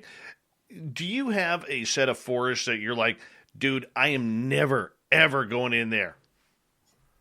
Probably the Akigahara forest in Japan. I'm very tempted to visit it, but at the same time, all the stories that I've read, when I've done like Mount Fuji and Akigahara stuff in the past, like, it's just, I don't know, man. It just feels like there's too much energy there. I feel like it might be a little more dangerous than some of these other places. Is that the suicide forest? Yes, it is. That's the forest, if I recall. Logan Paul took a lot of heat on social media and on YouTube. He got actually banned from monetizing his YouTube channel because of that forest he shot a video in. Yeah. It was definitely a very controversial moment in his career, but he's definitely seemed to bounce back since then. Yeah, no kidding. No kidding. Well, I think what happened there is while they were filming, there was actually a gentleman who hung himself, and they accidentally got the gentleman on film. I think that's what happened there. Yeah, definitely was unfortunate. It could have been avoided very easily, though. They could have just edited it out. Sure. Chad is wondering, Chad Smith, what kind of microphone do you use, Swamp Dweller, to make your story sound so awesome? I use a Shure SM7B. Oh, we got the same microphone. Beautiful microphone. Nice and simple. Nice and simple. Just plug it in and go. You know, that's what you got to do, Chad Smith. Just Get an SM7B. Just make the investment, man. Trust me, it's worth every penny. Very true. Very true. Are there any topics you will not touch when it comes to Swamp Dweller Channel? Yeah, I try to avoid things that like touch on like children and like sexual assault, stuff like that. I try to avoid those kind of things. I know there's a bunch of other channels that will cover that kind of stuff, so if people want to see it, they can go there. But I try to avoid things that just, to me, aren't necessarily scary more than it is just kind of like tragic, unless it is spreading awareness for like unsolved cases or stuff or something along those lines. But I try to avoid stuff like that just because I don't feel like anybody wants to hear that when they're trying to fall asleep. I feel like, my channel is more of like a safe place, a solace kind of place to get away from politics and get away from, weird things like that you're going to see on the news or just kind of see daily anyway in your social media timeline. We get a lot of veterans who listen to this show and participate in our chat room. Do you receive a lot of stories from veterans, from maybe weird sightings that they had while in different maybe combat zones or hot zones in the world? Oh yeah, I've had like 5 or 6 volumes of military stories sent in from people from the military. I've done tons of first responders stuff as well, from like cops, EMTs, stuff like that. And a very notable one is one from Iraq, where a soldier was sent in to go check out something. They thought it was going to be like a terrorist operation, something they thought they were coming in on, and it turns out they ended up coming in on what they're called giants, like these really like giant people. They were like 15, 20 feet tall, he said. And all he knew is like they were told to fall back, and then obviously they sent in like these super armored tanks and whatever it was. It was kind of crazy, but apparently this was in the mid 2000s, and I don't remember all the details too. It's very vague. It's been a couple years since I've read that one, but I've been sent quite a few interesting stories from the military, and I've got some probably coming again soon. I'd love to hear more of those. Probably the creepiest story I ever heard from a battle zone was a gentleman named Jody Cook, who runs the North American Dogman Project. And he was on our show one night talking about these Anubis type of dogman creatures that have like all of this armor on them and head plate, and they use these really like Arabic type of swords, like the ones that are kind of curled. And after he appeared on our show a couple of years ago, he got and it started off with an email, but it ended up being a very long phone call from I believe an ex-Army Ranger who was in Afghanistan. And he was telling Jody the story, and Jody relayed it to me, about how their platoon had split in two to try and meet up with another platoon that was taking small arms fire. And they sent a couple of sentries up to kind of go look to see where the Taliban were, and they kind of come across this border on this mountain side as they're coming around the mountain, and they hear screaming. And so this one soldier kind of hides behind a rock and kind of pops his head up to just kind of take a look at what's going on. And here were these 2 8-foot creatures literally slicing and dicing a bunch of Taliban members apart. Said it was the craziest thing. And then the one creature turned to sniff the air because it could smell the soldier. And he just stood very, very still. Very still in order to, get the, hopefully the dogman or the Anubis would lose its scent. But yeah, I mean, that one freaked me out, man. Totally freaked me out. Do you got anything like that? Something similar, yeah. Jody Cook's a cool guy. I actually got to interview him when he first started the North American Dogman Project. Yeah, there's a lot of similar stories. That kind of reminds me of one. It wasn't a dog, man. I don't even know what kind of creature this was, but it was, this was an army base somewhere, I believe in Europe. And there was this like woman that I guess let me back up a bit. They were basically like a nighttime guard. They were on the outskirts of the wall. They would basically, go around and make sure, everything was good on the perimeter. And they were making their rounds, and they see what looks like to be some woman hunched over a soldier who is knocked out or something, unconscious. And as they're shining their lights on this woman and shouting to her and approaching her, she like stands up, and they notice that this isn't really a woman. She's humanoid, looks like a female, has long hair, but her skin is like bluish green, and it's like super cracked looking, almost like a reptilian. And this lady jumps up into the sky and disappears into the darkness, and almost like Jeepers Creepers would. They didn't see any wings though, so they were completely shocked at how like she just jumped up and disappeared. They run up to the guy, and they notice he's dead, and his eyes are missing, that it looked like it was being eaten out. And next thing they know, this woman is behind them by about 15 feet because they hear it land. And when they look, this thing like has the two eyes of this man in its mouth, spits them out towards them, and starts screeching and running towards them. They start shooting their guns at it. Like, I'm not entirely sure what they had gun-wise, but they start shooting their weapons at it. And this thing is not apparently being affected at all by these bullets. It jumps over them and apparently disappears again into the darkness, and they never see it again. They of course run back, dragging the body. And apparently over the next few weeks, there were many like odd run-ins with a woman at night. And I'm not entirely sure if that would be a cryptid, some sort of supernatural thing, or just some absolute, I don't even know what you would describe it as, some Jeepers Creepers type thing. But it's a very interesting story that stands out. No kidding. You ever get any stories out of Vietnam with the rock apes? I've been sent stories from Vietnam, but nothing with the rock apes. No. So mainly just like paranormal type stuff. Oh, could you share a story with us?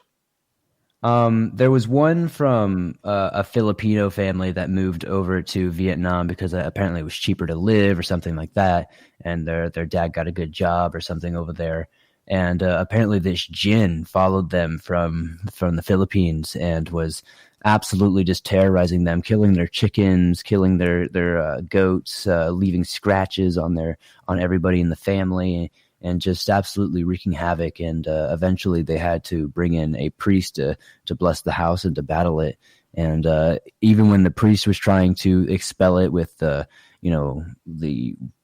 I guess whatever practices they were doing in the religion they practice, he was getting scratched, and there was like marks all over his clothing that you could see, like claw marks and such. And eventually they were able to expel it. But it was just one of those crazy stories where it's just like how powerful like these things you can't even see can be. What bothers you more, the cryptid creatures or the jinn and ghost stories like that? To be honest, I would say the ones that creep me out more and give me more goosebumps are the paranormal ones, for sure. Just because like I've had so many run-ins with what I believe to be the paranormal throughout my lifetime that I just instantly know how these people feel when they're like the goose, when they mention that they get the goose flesh or the goosebumps. Like I immediately know what they're talking about. Oh, now you got to go away from your channel for a second and share us a couple of true stories from Swamp Dweller himself. Oh man, I share these a lot on my live streams. People ask all the time. They're not necessarily like super scary, but they are like they are very, I guess, plenty. I used to not necessarily ghost hunt, but I used to love to explore like old and like historical places, and I still do. So I've kind of like fallen into a lot of strange events in my life.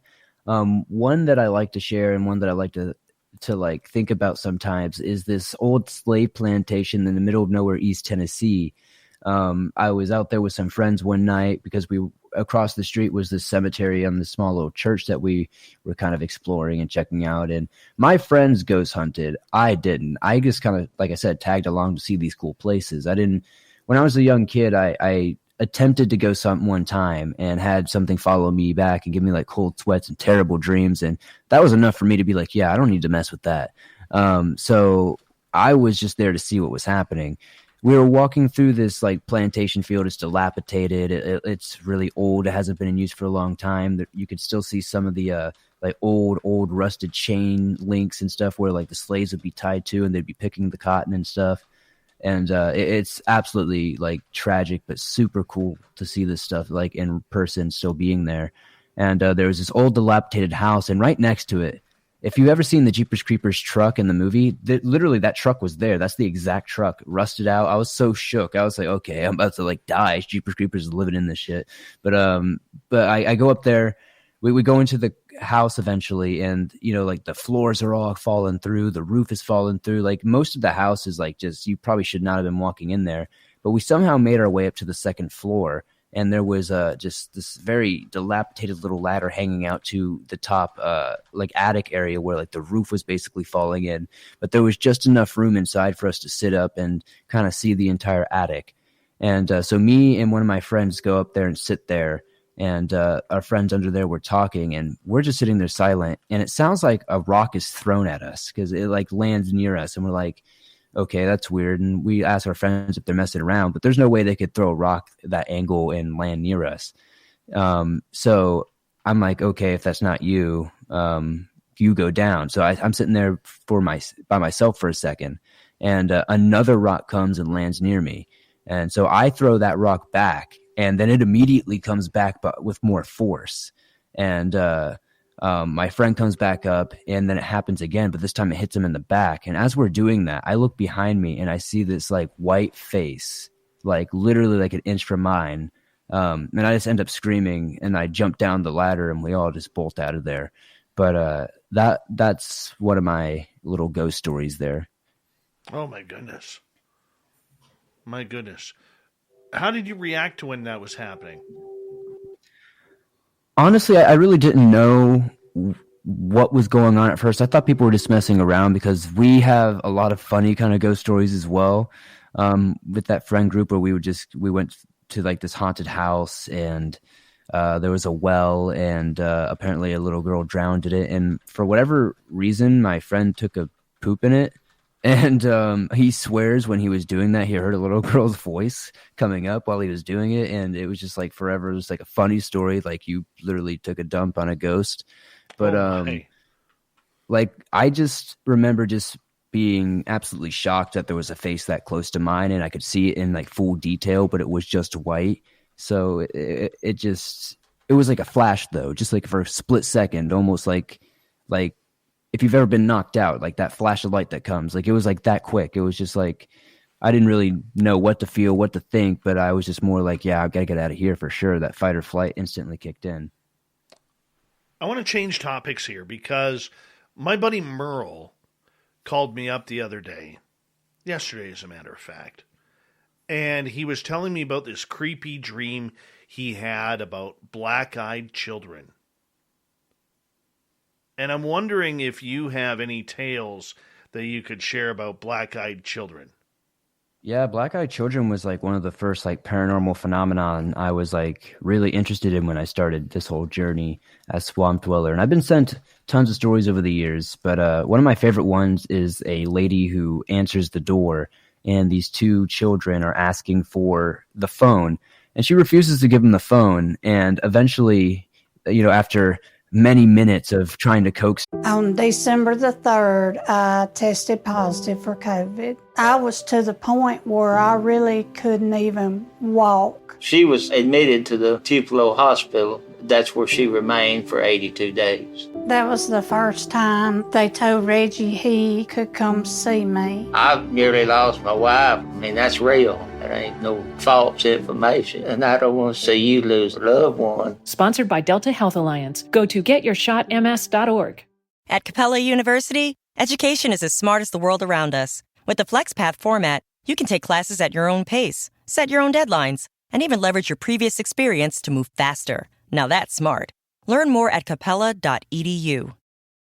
Her to come in, they leave, and she shuts the door and locks it. But as she's watching them leave, they walk up to this van, and there are two older adults with black eyes in there. And they get in, and it drives away. And then she notices that they go a couple houses down and try again. And it's a basic story, but it's just one of those things. It's like, what is that? Like, what are these things? There's adult versions and children versions. Are they demons? Are they aliens? Are they are they humans? Like, what are they? What do you think they are?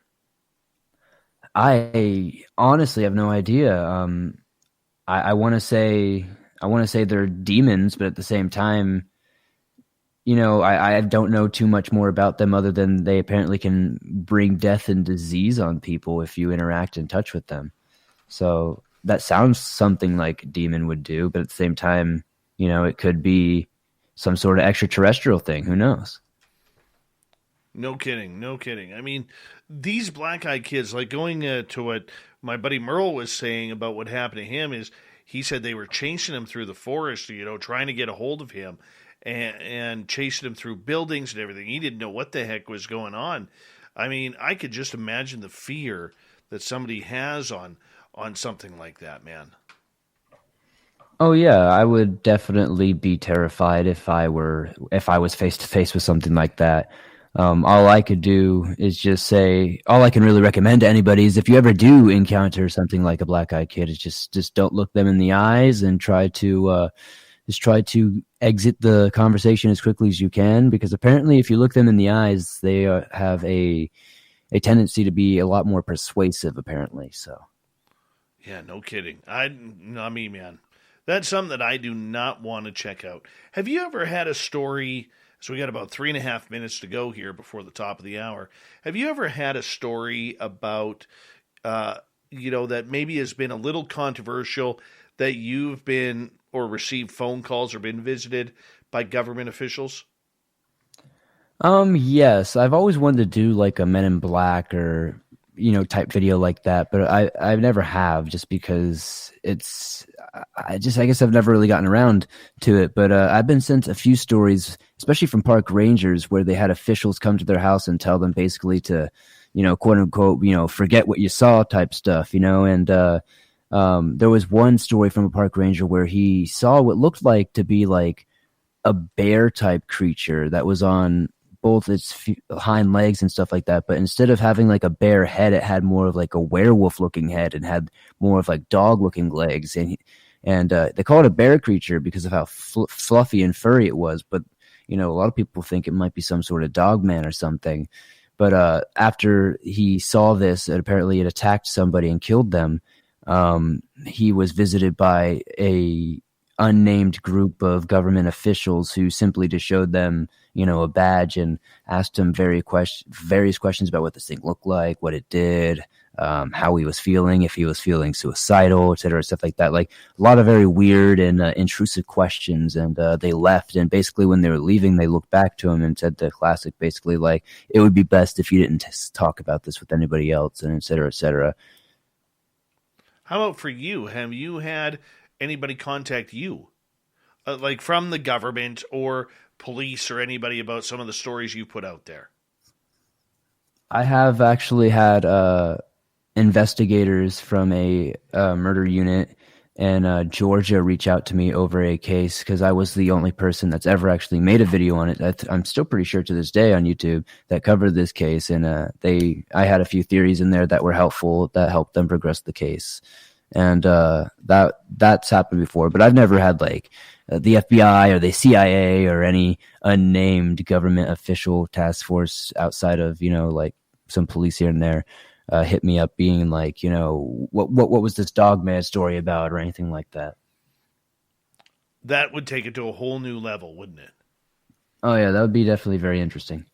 See, for me, man, I could tell you right now, I have never, ever had any of those type of phone calls. I've wished for them. I wished that I could wake up in the middle of the night and see like black vehicles or blacked out vehicles sitting in front of SOR headquarters here. Never happens. I don't get that type of luck, man. Don't get it. Oh man, I wish I had the nonstop sightings like you would see on something like Monster Quest, where like every day you go out and there's Bigfoot, man. That when I first saw Monster Quest, that's what I thought I was getting into when I started this whole thing. But nope, no man, bear, pig yet. No kidding. I mean, I'm waiting. Now, I don't have Sasquatch around the headquarters here. I got to go a couple of miles into the bush from here. But, I mean, I'm waiting, man. I know people, Sasquatch hunters, who claim to have these Sasquatch highways. Like every time they go there, they could pick up prints. And these are good, honest people who are talking about this, not the woo type. And I can tell you, man, I'd love to run into one of those Bigfoot highways. Really would. Swamp, I'm going to get you to hold on right there because we are going to go to break here at the top of the hour. We have Swamp Dweller, one of the greatest creepypasta contributors, influencers on YouTube. Make sure you go subscribe to his channel, Swamp Dweller. We're going to continue with the spooky stories when we return on Spaced Out Radio. And then at the bottom of the hour, we're warming up the Magic 8 Ball.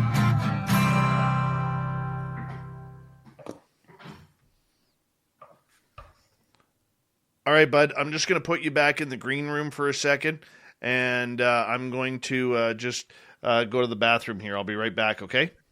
Awesome. I'm going to do the same. All right. Be right back, people.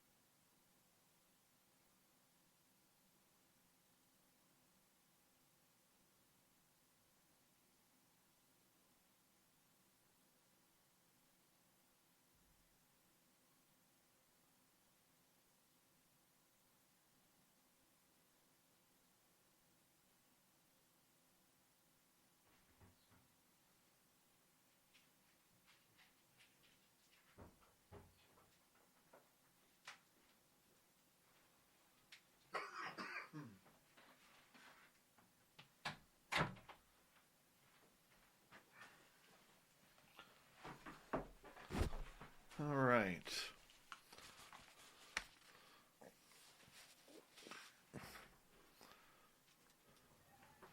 All right, we're back.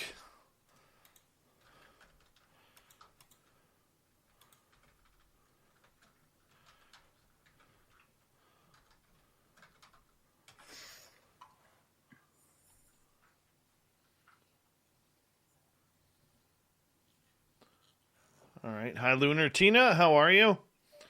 All right. Who else joined us? PBR, good to see you, buddy. And yes, my Magic 8 Ball is white and green, PBR. I know you hate that, but you hate everything, so that's a good thing. We're right on track then. But he's a good veteran. He's hardened by these streets. Yeah, he's hardened by the woo streets, man. Hardened by the woo streets. Is there anywhere you want to tap into here before we call it the night at the bottom of the hour? Anything we've missed? Nothing too much. Can't think of anything too much. Maybe I could touch on the new series that I've got going on, the Our Dark History series. We put out the pilot episode of that a couple weeks ago. Sure, we can touch on that. Absolutely. If history is anything people are interested in. We're always interested in history, buddy. I want to say a big thank you to Cable Guy Matt, Spooky, Todd, Fapster, and Smithy for the amazing super chats. It's a great way to support what we do here on a nightly basis on Spaced Out Radio, so thank you so much. Big thank you to all our new subscribers. We're 70 away from 14,000. That's going to be a new milestone for us here. And here we go, everyone, with Hour 3.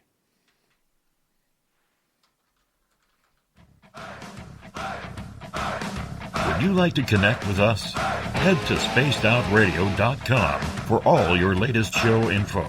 Now, back to Dave Scott and SOR. Here we go with the third and final hour of Spaced Out Radio tonight.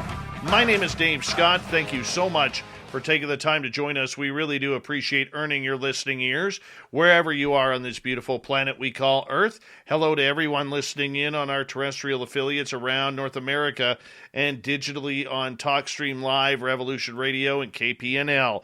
All of our archives are free. Go to youtube.com/Spaced Out Radio. Just do old Davey the favor, hit that subscribe button. The Desert Clam has set the password for tonight in the SOR Space Travelers Club. Nectarivorous. Nectarivorous is your password. Use it wisely, Space Travelers, as the Clam sets the password each and every night right here on Spaced Out Radio. Our website is spacedoutradio.com. We have a plethora of features for you, including Rockin' Out to Bumblefoot. Check out Shirky Poo's Newswire, and check out our swag as well. Follow us on Twitter at Spaced Out Radio, Instagram, Spaced Out Radio Show, and now on TikTok at Spaced Out Radio. For the final time tonight, we're talking Creepypasta with one of the best on YouTube, influencer and Creepypasta guru. Swamp Dweller is with us. He's a good friend of this show. He even tunes in every now and again when he's awake, working away that late at night, and we're glad to have him here. Swamp Dweller, welcome back, my friend. Thanks for having me, Dave. It's been a pleasure. It's been an absolute pleasure having you here again tonight, and thank you so much for being a good friend of this show, man. We absolutely love you. Oh, and I love the show. It's a lot of fun to be here, and it's great to see you guys doing your thing every single night. Well, somebody's got to keep, otherwise we all get bored. Let's just be honest. We all get bored if we're not here, but that's okay. That's okay. You got a new project that's coming up here. It's a new undertaking. It's gonna be on the same channel as everything else, and we're calling it Our Dark History, where we go super in-depth into the darkest history of man, basically. We put out the pilot episode. It's 30 minutes long. It's called War and Sacrifice, The Rise and Fall of the Aztec Empire. I'm sure most people know the Aztec Empire is steeped in myth and folklore. It's probably one of the most fascinating cultures to ever dominate the Americas, from vicious warfare to ruthless religious sacrifice. It's truly a crazy and insane story from start to finish, and I'm going to give it to you exactly how it is. I'm not going to censor it like a lot of things that you learned in school probably weren't very accurate, and once you watch these documentaries, they're absolutely masterfully put together. With me and my friend Joey put a lot of work into the visual editing and everything, and it's on par with anything you'd see on like History Channel or something like that. Right on. Why go into the dark history? Is it a subject that you feel just is not tackled enough? That and personally, I'm just a history buff. I've always loved history. It was my strongest subject as a kid growing up, and honestly, I just always noticed when I moved around a lot. So I went to a ton of different schools, and every school would have a different history book, and it would have different variations of the same story. And I always found that interesting, and I found that weird. So I always went on independent research as a kid and growing up to look into things on my own. And what I've discovered is things are a lot more darker than they were made to be or made out to be in school. And I think it's just something that a lot of people would benefit from knowing the documented real truth. I would love for you to give a taste to our audience about some of the subjects you'll be covering. So the first one was on the Aztecs. The next one will be coming out next week is on the 5 crime families in New York City. So from basically the early 1900s to about the 90s, the 5 mafia families, they ran everything there. We're doing that. Then we're covering the Sentinelese people over on North Sentinel Island in India. We'll be covering MK Ultra. We'll be covering all kinds of stuff in that vein. Right on. Could you share a story about the Aztec video? I would say my favorite part of it is the Aztecs were so brutal. The only way to actually advance in their society would be to go out and collect sacrifices. So basically, on every single day they would run out and find neighboring villages that were not a part of their alliance, and they would basically just go and kidnap their people and bring them over to their military bases and hand them over to be sacrifices. And that is how you would get military status and rank and subsequently move up in the social hierarchy of the Aztecs. So when it came time for Hernan Cortez and his troops to come over, he was able to persuade a lot of those surrounding factions to join him and ultimately take over. And, obviously the disease they brought as well wiped out about 90% of them. But that I always found that incredibly gruesome and absolutely just chilling, that the only way that you can make a name or make more money or even have any sort of status at all is you would basically have to sacrifice people. Yeah, that's not a good one when you got to sacrifice people. Not a fan No, of probably that. not. Not a fan of that. I'm definitely the kind of guy who would not volunteer for that. Oh yeah, definitely. There's so much to go into. Like I said, it's very in depth. If you're looking for something to watch and kind of kill 30 minutes or fall asleep to, I really think you guys will like this series. Definitely, I could totally see that. And is this something you're going to be putting out on a bi-weekly basis or monthly basis? I'm trying to do it on a bi-weekly basis, but it's probably going to be closer to a monthly basis just because how visual it is and how much work goes into it and how much research and scripting and all that. So probably a monthly basis, but it's going to definitely be a bit more frequent as we get the grind going and get used to everything, because it's a bit of a different experience from what I normally do. Definitely. I can totally see where you're going with that. Why take on a project so huge? Honestly, it's just like the true crime stuff and the cryptid documentaries I do. It's a passion project and something that I'm very passionate about, something I really love. And I just think it has more value than the average content that I put out there. Not to say that the stories, they bring the entertainment value and they are cautionary tales in their own right, but these documentaries have historical value that'll live on past myself, because God willing, YouTube will be around long after I am. And hopefully, these pieces of documentation will be around for people to, see the truth, because who knows what history books are going to say in 10, 20 years, and who knows how much it'll change, because, victory, those who win the war get to write the history, basically. So the story changes quite often, unfortunately. All right, let's get to a question from our audience here. This one comes from Thin Lizzy, who is asking, have you heard of the Aztec death whistle? Yes, I actually own one, and the death whistle is actually exactly what inspired me to make this the pilot episode. Okay, so can you explain what the death whistle is for our audience? It's essentially a ceremonial whistle that they had to signal mainly when they were going to run out and get sacrifices that I mentioned earlier. And sometimes they would use it to alert, the armies and guards and such when there were attacks coming and such. Oh, wow. Wow. It's a very scary sounding thing. If you've never heard it, you could probably look it up on YouTube. There's quite a few videos of people blowing on them. No kidding. No kidding. And how did you come across one?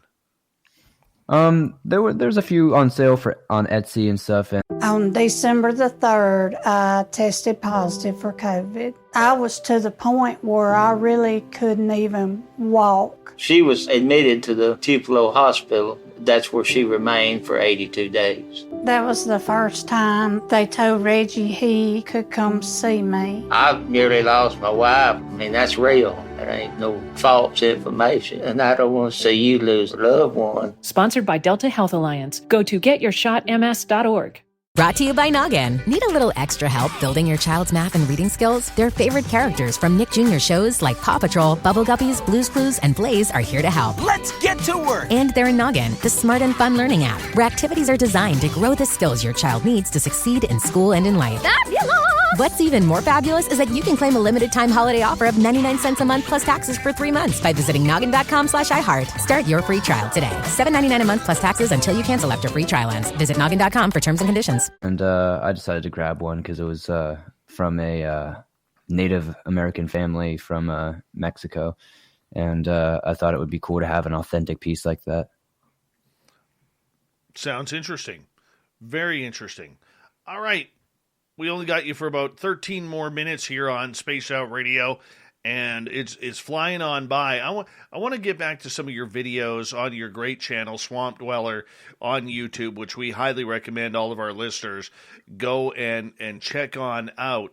Do you ever get stories of people having encounters with these red-eyed creatures, whether it's dogmen or versions of Bigfoot or whatever, because these red-eyed creatures seem to be so much more freaky than any other creature out there. They always seem more ominous. Yeah, I just feel like the color red signals danger for a lot of people, especially in nature. When things are bright colored, especially red, normally it means they're poisonous, and you shouldn't mess with them. And I think it signals fear, and it triggers something that we have kind of been trained and conditioned over the generations to know that like demons and things that are evil and bad have the red eyes normally. So I think it's just this inherent ominous that comes from that natural foreboding feeling of those dark glowing red eyes in the dark. Because whether it's just a bat or whether it is some sort of dogman, Bigfoot creature, it doesn't really matter what it is. You see those tiny red eyes or those big red eyes, you're kind of feeling a little bit freaked out usually.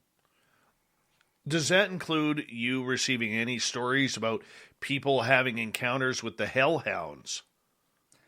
I haven't been sent too many of those in recent memory, but I have been sent some hellhound stories in the past. There is one that I vaguely remember of a little girl being saved by a hellhound, which I always thought was interesting. I don't remember the details of it too much. It was probably 3 or 4 years ago that I shared it, but you don't really get stories that are kind of, I guess you say, wholesome in a sense, but still very ominous to see something that's like a black shadow with red eyes physically like touching you, coming at you. And for whatever reason in that story, it apparently decided to help her. Really?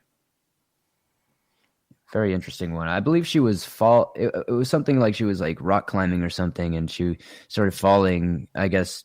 And before she was able to fall completely over the side, this thing came and like grabbed her and like threw her over to the ground so she didn't fall over. I don't know how I would react if that happened to one of my kids, man. I don't even know how I would react if that was me or if that was my child or just my friend or anything. Like, it's just like an experience. Like, how do you explain, like, you're about to fall to your death and then suddenly, like, something that you can't see anymore or really feel or explain to somebody is like literally like saving you. No kidding. No kidding. You talk a lot about the darkness of everything because your channel is to allow people to feed off of their spooky and creepy stories and the people like me, we want to hear those stories and have those goosebumps happen. But do you ever get stories that are sent to you regarding anything of the light, whether it's angels, whether it's encounters with beings that save people, out of very dark situations? Yeah, I've been sent quite a few stories of these beings that are like made of light almost, and I've been sent what people call like angels or guardian angels or spirit guardians and such like that. Not all of them are creepy. Some of them are kind of wholesome and more like, I guess, ominous and strange more than outright horrific. But I have been sent a lot of interesting stories like that, especially this weird phenomenon recently, like I just mentioned, these people, these beings that are just made of pure light. And I just read a story earlier today in a video that'll be coming out soon in the State series of these people that were hiking with their dog, and they see this interesting, almost like teardrop shaped, kind of glowing white, very bright being just floating there, kind of staring at them, trying to play hide and seek almost behind these trees with them. And it disappeared after a few minutes. And when they ran up to the area to see if there's any trash or any debris that might have been, playing with their eyesight in the sun or something, there was nothing there. So it was definitely something similar to what we were just talking about with these like bright beings, these light beings. There seems to be like an uptick in these type of encounters. Do you follow the trends?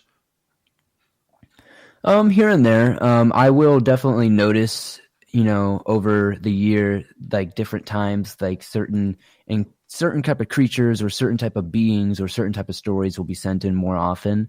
I'm not sure if that is trends or if that's just, maybe what's the coincidence was for that month or whatnot. But there definitely do seem to be trends, and I will sometimes follow them, but I try to just I try not to trend hop. I try to more just kind of cover what people actually want to see more than what, is being popular at the moment. The reason why I ask that is, like, do your stories go in trends? Like, all of a sudden, one month you're going to get a bunch of tales about Bigfoot. The next month it's going to be about Dogman, or the next month it's about, stories from forest rangers or something along those lines. And I'm just wondering if you've noticed any trends like that, because I love patterns, man. From time to time, yeah.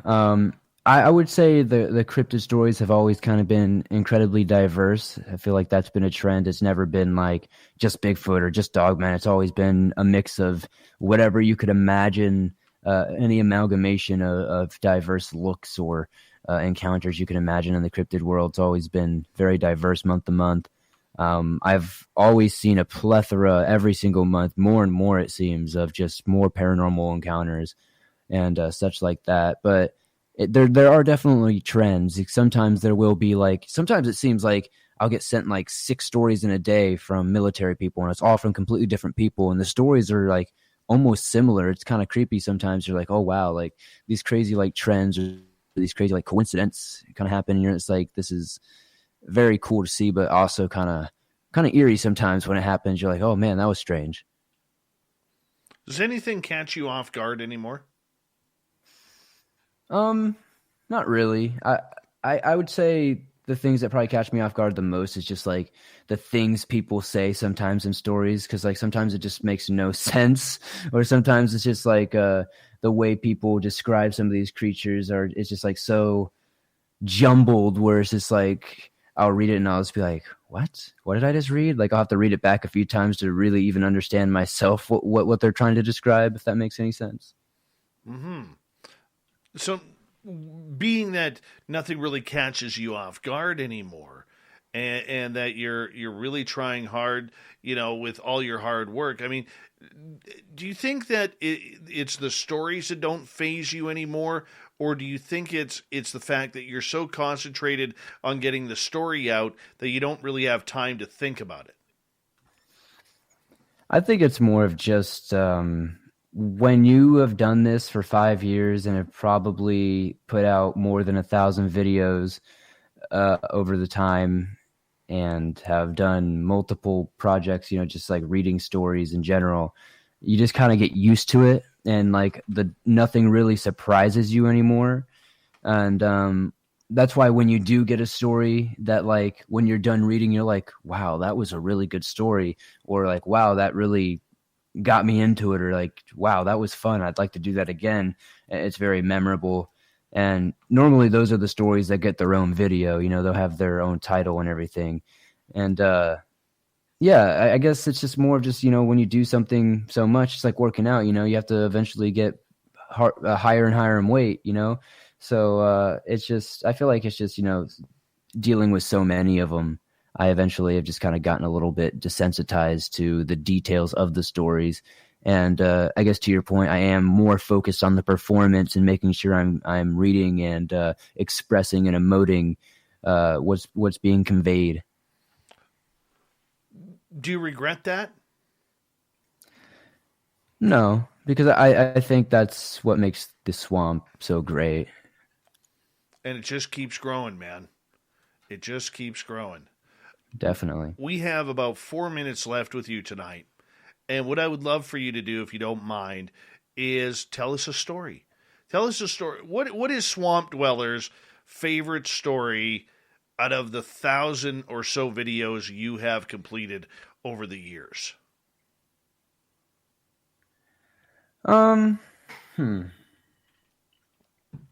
That's a interesting question. I'm not entirely sure how to answer that one. Can you re-ask the question? You've done over 1,000 videos. From any topic. Is there a story that stands out for you the most that you would consider one of your favorites? I would probably have to say a recent one that I did stood out more than probably most others, and it was called Stay Out of Yosemite National Park. And it's simply just the descriptive nature of how the author was able to describe how they felt, how the descension into madness, the descension into, feeling more and more hopeless and feeling like you're not going to escape with your life, and kind of just conceding to the fact that you're going to die here. And this creature, this thing that is hunting you down is going to win, and it's going to make you its dinner. And I just feel like there's not a lot of stories that I've done over the years that have really done that perfectly to a T like that story did, without any subtle details that like a single commenter would comment and be like, oh, that ruined the story. It was just like, it seemed across the board 5 out of 5.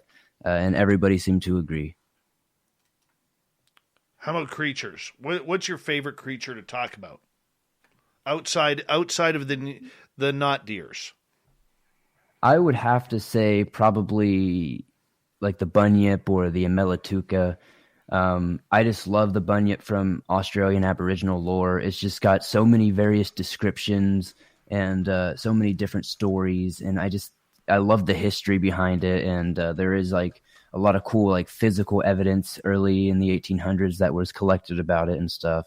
And the Amelatuca is just like a living dinosaur over in the Congo, and like it would be so cool if like a Triceratops type creature actually still existed. Oh, I know. I still wonder about these dinosaurs. I mean, even down in Texas and Mexico, where there's allegedly these mini Tyrannosaurus Rexes and mini raptors running around. Oh, man. I've not been sent many stories on anything like that. There was one story, I think it was from like Utah or something. I got sent of like mini T-Rexes or something. But oh man, I've not ever looked much into those dinosaur type cryptids much outside of the Amelituca and the Mokelamembe. Those are crazy. Crazy. Do me a favor, my friend, as we got about 40 seconds left. Tell everybody where they can find your stories. You can find me on YouTube. Just search Swamp Dweller. I'll pop right up. If you listen to scary stories on podcast providers, I'm on Apple Podcasts, Spotify, just about everywhere else you find your favorite podcast. Just type in Swamp Dweller or The Dark Swamp, and I'll pop right up. I upload videos just about every other day and usually on a daily basis throughout these holiday seasons to keep you guys extra entertained, as you guys are probably being terrorized by extra family who is coming to visit. And you can find me pretty much anywhere. You know, I'm on the Chilling app as well. If you're looking for a cool, scary story app that has ambient sounds and all kinds of cool stuff with vintage horror radio, vintage horror novels, and exclusive horror stories, the Chilling is the place to do so. But yeah. My friend, Swamp Dweller, it's always a pleasure to have you on this show. It's a real honor to call you a friend and supporter of Spaced Out Radio. Thank you very much. Coming up next, we have the Magic 8 Ball. I'm starting to warm it up now. Get your questions ready in capital letters when we come back on Spaced Out Radio. All right, buddy. That was fantastic. Awesome. Thanks for having me on, man. It was great. Oh, dude. You know, anytime you want to come on, you know you got a place, man. You know you got a place. Oh, yeah, definitely. We'll have to circle back and do something after the new year. Exactly. And, yeah, whatever you need from us, man, just let my team know or let me know, and my team is always more than willing to help you out with whatever you need, bro. Oh, yeah, definitely. And I appreciate you having me on again. It's always lovely to be able to interact with you guys and the Spaced Out Radio fans, and definitely have to come back soon. Not a problem, buddy. We'll make it happen, and I know we'll see you in the chat room, you know, sometime in the evenings as well. So thanks, buddy. Really appreciate you, and happy Thanksgiving to you and your family. You too, brother. I'll see you soon. All right, take care. Swamp Dweller, everybody. How awesome is he? How awesome is he? Original Jensen, welcome to our Spaced Out Radio channel. Thank you so much for joining us. Really appreciate it.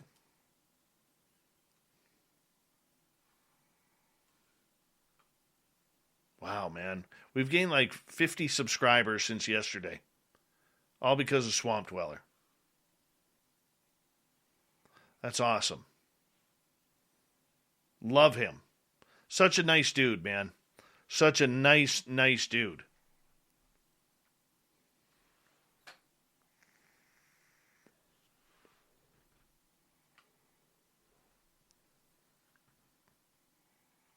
Now I got to figure out what I'm going to listen to tonight. I think I'm going to listen tonight to his biggest video that he has, which is Park Ranger Horror Stories. It's an hour and 17 minutes long. Yeah, I'm definitely listening to that one tonight.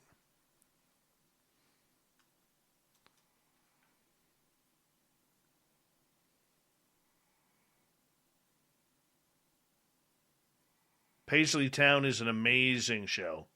Love Paisley.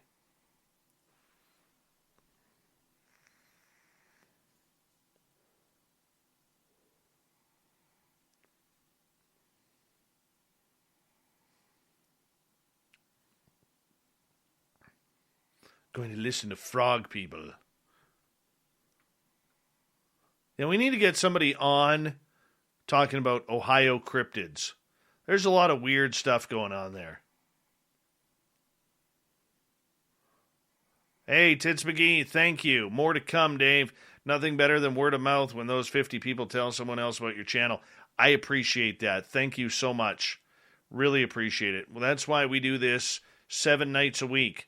I'm here Monday through Friday, and Lynn Waldington is here Saturday and Sunday. And soon, in just like 3.5 weeks, we are going to be adding more to the weekend. as Lynn Wallington is going to be going from 6 p.m. Pacific to 8 p.m. Pacific, and then from 8 p.m. until 11 p.m., we are going to have our good friend Big Willie, Gemma Jade, and John Hudson coming in for what we call after hours. Hey, Swampy, thank you so much for that super chat, man. You didn't have to do that. You're more than gracious enough coming on this show, brother. Thank you. I really appreciate you. Thank you so much.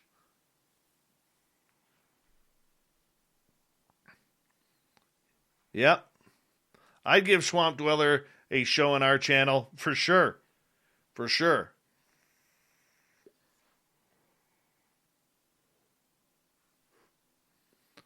But Thin Lizzy, considering you're part of our booking team, and I don't see any other of our bookers here, let's try and find for January a cryptid investigator in Ohio who can talk about everything from Dogman to Bigfoot to the Frogmen of Loveland. That'd be great. We haven't done a Frogman show in a long time.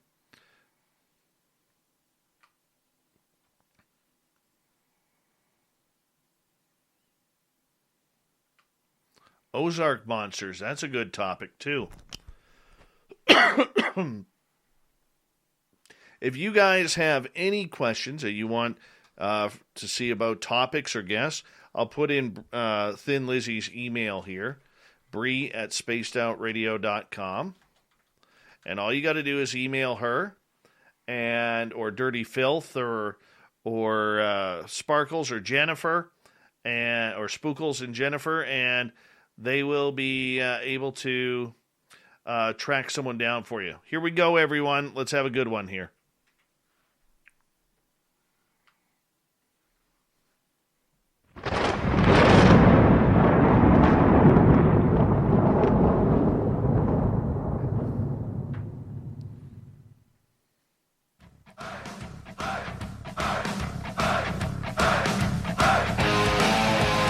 We rounded third. We're heading for home tonight on Spaced Out Radio. My name is Dave Scott. Thank you so much for taking the time to join us. We really do appreciate earning your listening ears. Want to remind you that if you miss most of this show or others, check out our free archives by going to youtube.com/Spaced Out Radio. Do me the favor, hit that subscribe button. Our website is spacedoutradio.com. We have a plethora of features for you. Rock out to Bumblefoot, read Shirky Poo's Newswire, check out our swag as well. Follow us on Twitter @SpacedOutRadio and on Instagram, Spaced Out Radio Show. Let's get to the Magic 8 Ball. We're going to go a little psychic here for all of you.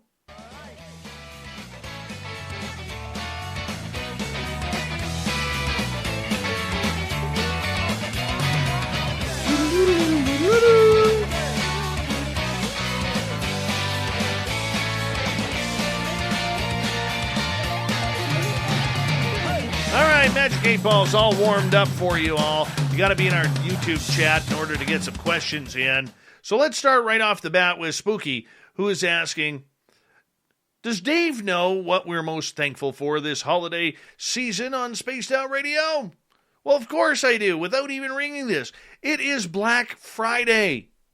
America, this is your time to shine once again. On December the 3rd, I tested positive for COVID. I was to the point where I really couldn't even walk. She was admitted to the Tupelo Hospital. That's where she remained for 82 days. That was the first time they told Reggie he could come see me. I nearly lost my wife. I mean, that's real. There ain't no false information. And I don't want to see you lose a loved one. Sponsored by Delta Health Alliance. Go to getyourshotms.org.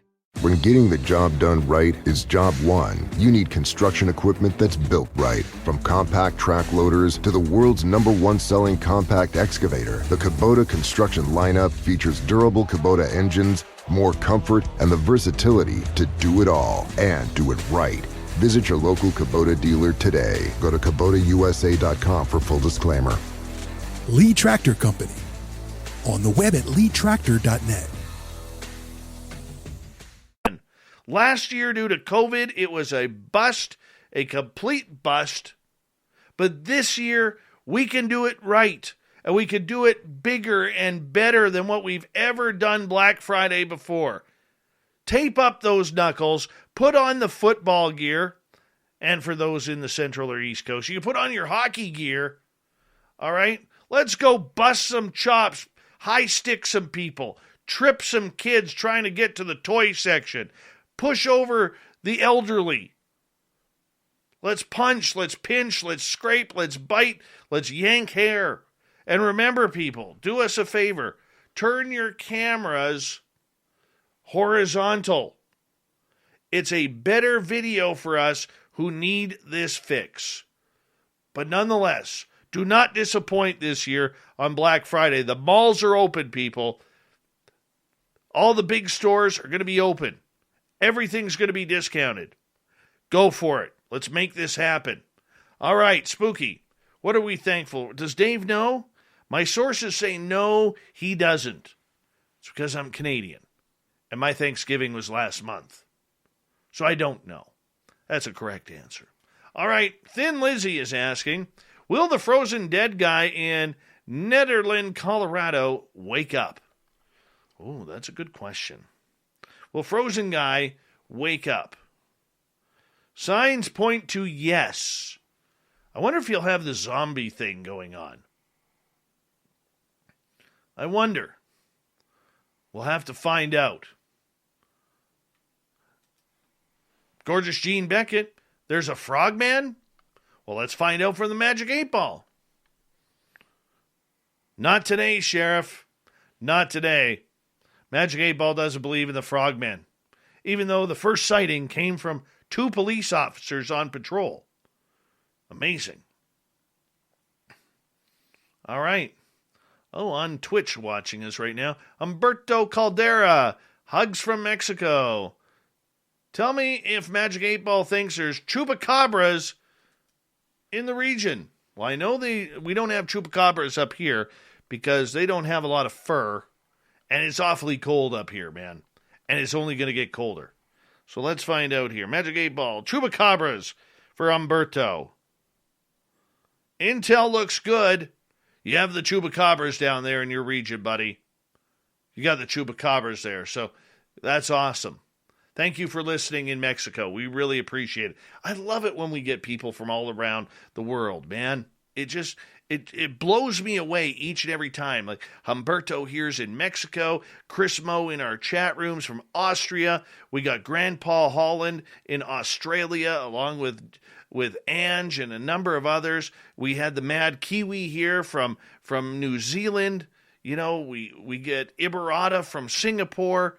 We get all our listeners in from the United Kingdom who are waking up early and waking up to us as their morning show. Man, it's phenomenal. It's phenomenal. All right, let's go to Joe. Magic 8 Ball, does Dave have to change his undies after listening to Swamp Dweller stories? Well, let's see here. That one. Intel looks good, Joe. Intel looks good. Yeah, sometimes. Not going to lie. Sandra, will Dave get his Black Friday wish of high-quality videos of brawling and looting and absolute thuggery on Black Friday? Oh, come on, Magic 8 Ball. Come on, I need this. Don't count on it.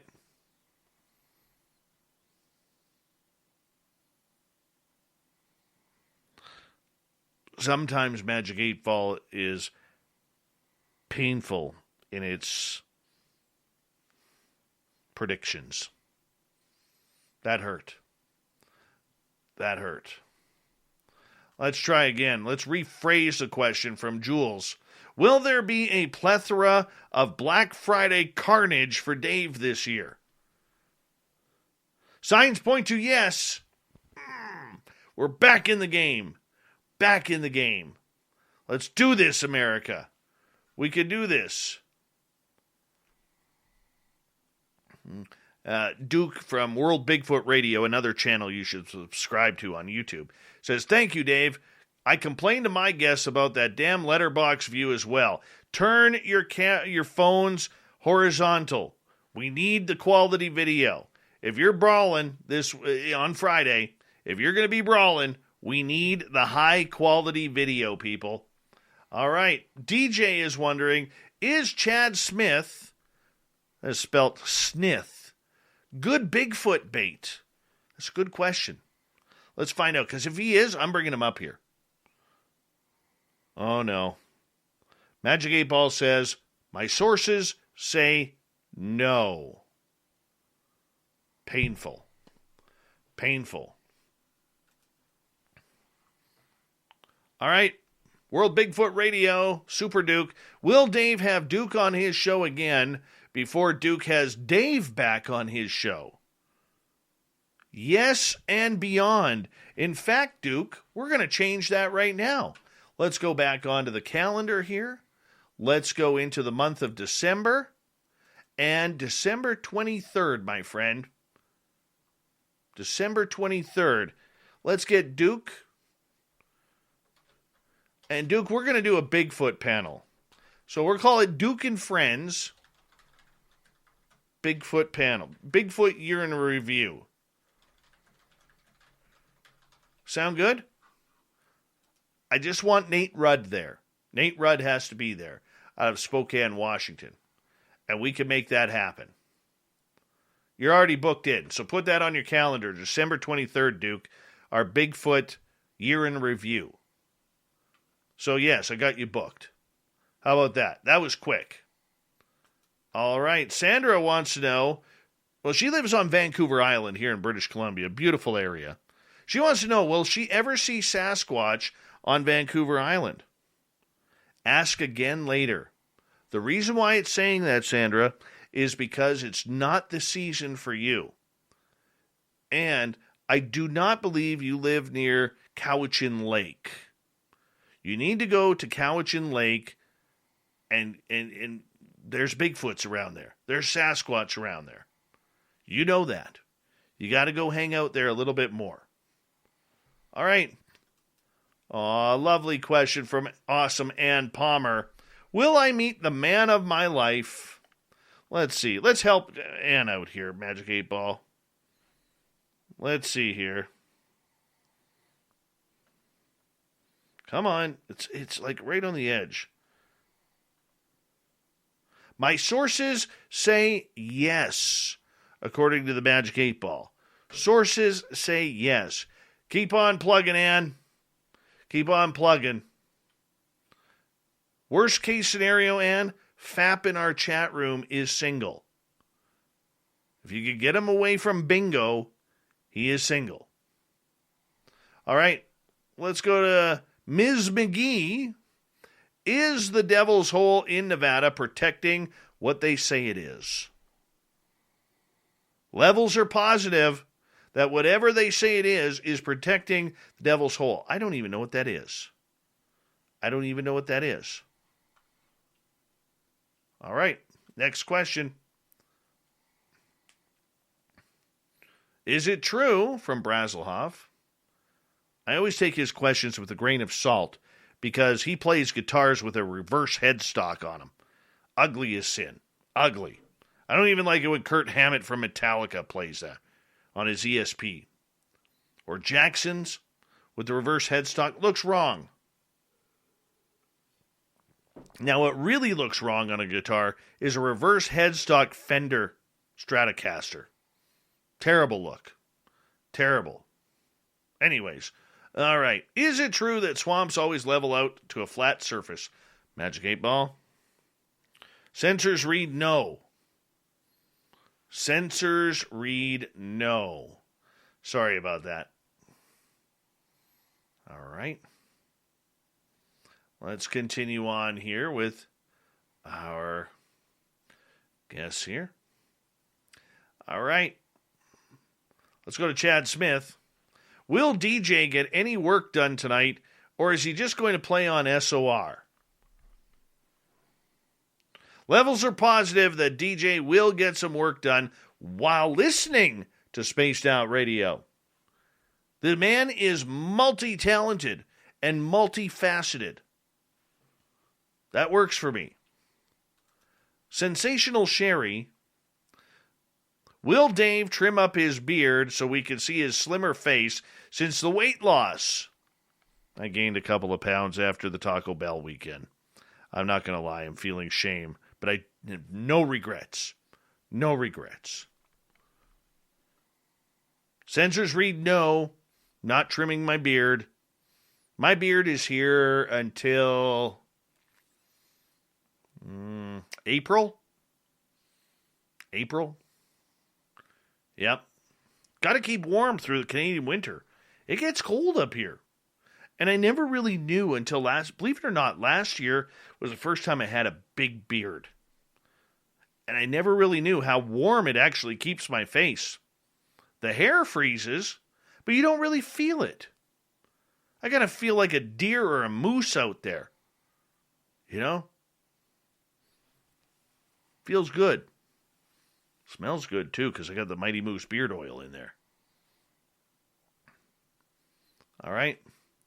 Jules, will Dave ever get a proper Magic 8 Ball? What's wrong with this one? So for you in Radioland who are not seeing this, I have a Buzz Lightyear Magic 8 Ball because I'm a huge Toy Story fan. And I wish Andy in part 3 would not have thrown away his toys. That broke my heart. Broke my heart. But nonetheless, nothing wrong with my 8 Ball. What does it say? Don't count on it, Jules. Don't count on it. You just upset the Magic 8 Ball. All right.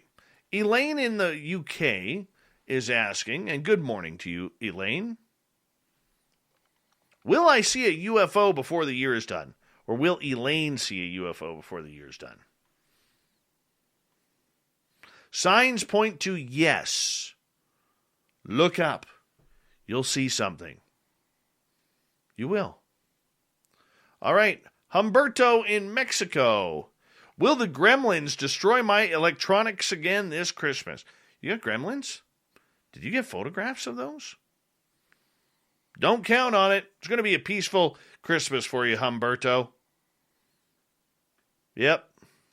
If not, just borrow one of Joe's pointy sticks from California. He'll help you take that. Andy.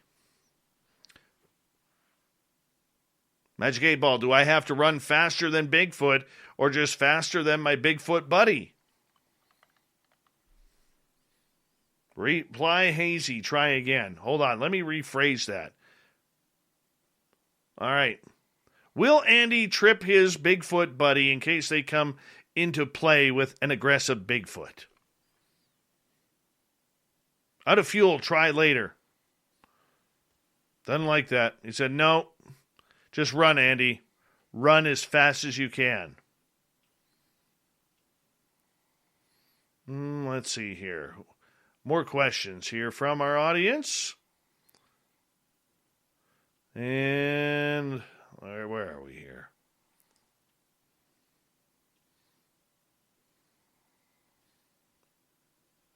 Jules. Will Anjali get arrested breaking into the mountain? This will be our final question for the night. The answer is all clear. She is not going, so she has no interest in getting arrested. Well, it's not that she has an interest. She has no ability to be arrested. Probably more like it.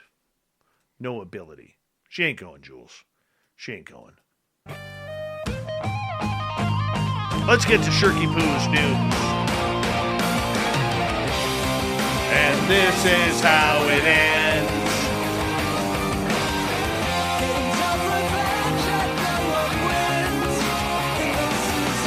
Shirky Poo's got us all set up for the news tonight, starting off at the Pentagon, where in Washington, they are stepping up efforts to probe possible alien activity after officials admitted they could not explain the phenomena of UFO sightings.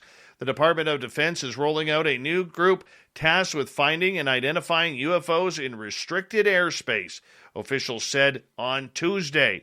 The new outfit comes in after the intelligence community verified a series of unexplained aerial phenomena sightings by the military earlier this year, but said it could not identify the mysterious vehicles in a report to Congress detailing the government's knowledge of UFOs. The Airborne Object Identification and Management Synchronization Group will succeed the Navy's Unidentified Aerial Phenomena Task Force. An arm of the military started last year to improve its understanding of and gain insight into UFOs. Incursions by any airborne object into our SUA pose safety of flight and operation security concerns, and many pose national security challenges, the department wrote. The DoD takes reports of incursions by any airborne object, identified or unidentified, very seriously and investigates each one. Earlier this year, officials confirmed that they had investigated 144 UFO sightings reported by government sources since 2004, including unexplained vehicles that traveled at speeds up to 43,000 miles per hour and changed direction on a dime. Most incidents, such as the near-daily sightings of UFOs harassing a warship near San Diego in 2017, were not part of the U.S. programs that it meant to keep under wraps, according to the task force congressional report. While the report offered little extraterrestrial insight, it did recommend that the government improve the policies, training, and technology needed to further investigate and understand unexplained aerial phenomena. It's like this is something new. When I read stories like that, I get mad. I really do. They're acting like this is new. It's not new. In America, it's 70 plus years old. Gotta love the media. Wildlife officials in Tennessee said an officer responded to an elementary school break-in where a deer forced its way into a classroom through an emergency exit. The Tennessee Wildlife Recovery Resources Agency officer Caleb Stratton responded to Westside Elementary in Springfield on the report of a deer inside the building, and the deer had apparently forced its way into the school through an emergency exit. The white-tailed buck, nice rack by the way, is in good spirits and was allowed to go free, and he even did not have to graduate. Sad news here. Police in Tennessee said several gallons of Jack Daniel's whiskey spilled onto a highway on-ramp when a truck carrying $400,000 worth of the beverages overturned. Yeah, police say the semi-truck was turning onto Interstate 24 when it tipped over, causing some of the bottles inside to break and leak their contents onto the roadway. We saw many crying men lying on the road at that point, the police said. The department shared photos of the liquor streaming down and many tongues on the side of the concrete. It was unclear how much of the whiskey survived the crash, but around $400,000 Jack Daniels, I'm sure they are insured for that. That shipment, by the way, was going to Israel. And let's see here. Do we have time for one more? Of course we do. It's Florida man.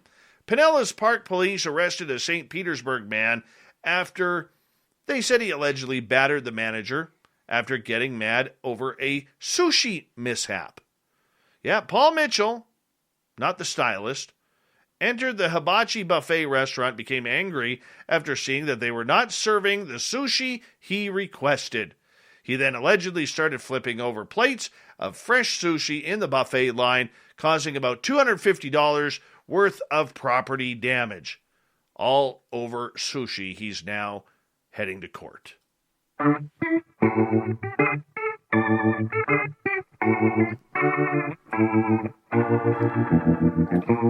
Let's get to the thought of the day, which is, what's your weirdest Thanksgiving story? Gary, after turkey dinner one year, my dad put the turkey bones and remains out in a pan on the patio to cool off. Checked on it a bit later, and the whole turkey and pan were gone. Never found out where it went, but somebody must have enjoyed it. Gail, not weird, just adorable.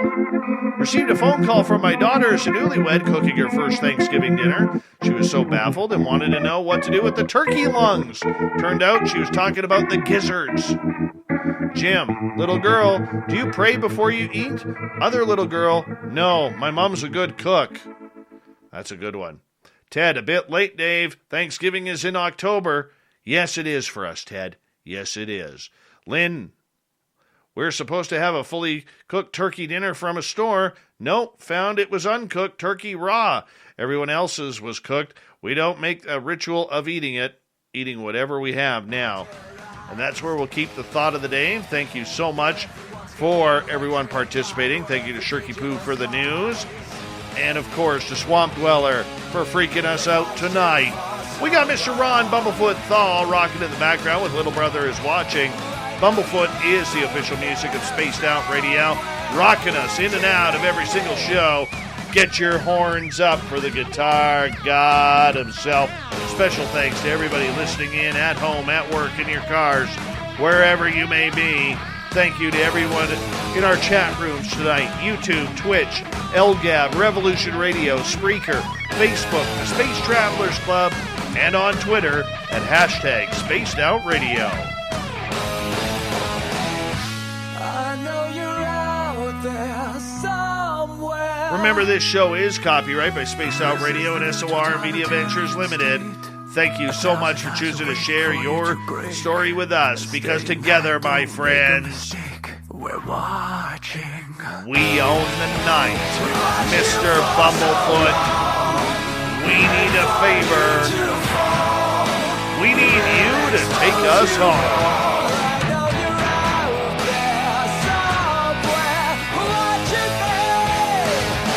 Yes, the Woo Train has docked for the night. But soon, my friends, we shall ride again. Your seats are always available. Your tickets never expire. And if you want to bring a friend, we've got room for them too. Good night.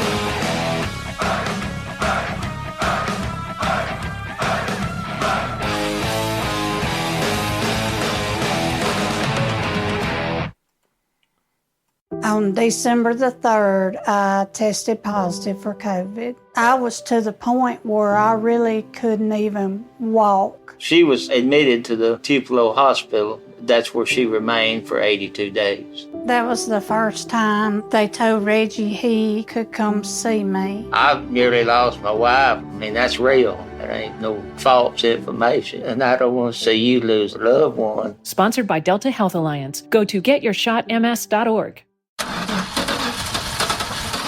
Unexpected trouble? CashNet USA can take the stress out of borrowing emergency funds. Our fast, secure application process makes it easy to apply online 24/7. Plus, CashNet USA offers same-day funding if approved before 10:30 a.m. Central Time, Monday through Friday. Additional terms may apply. Visit CashNetUSA.com or tap the banner to apply today.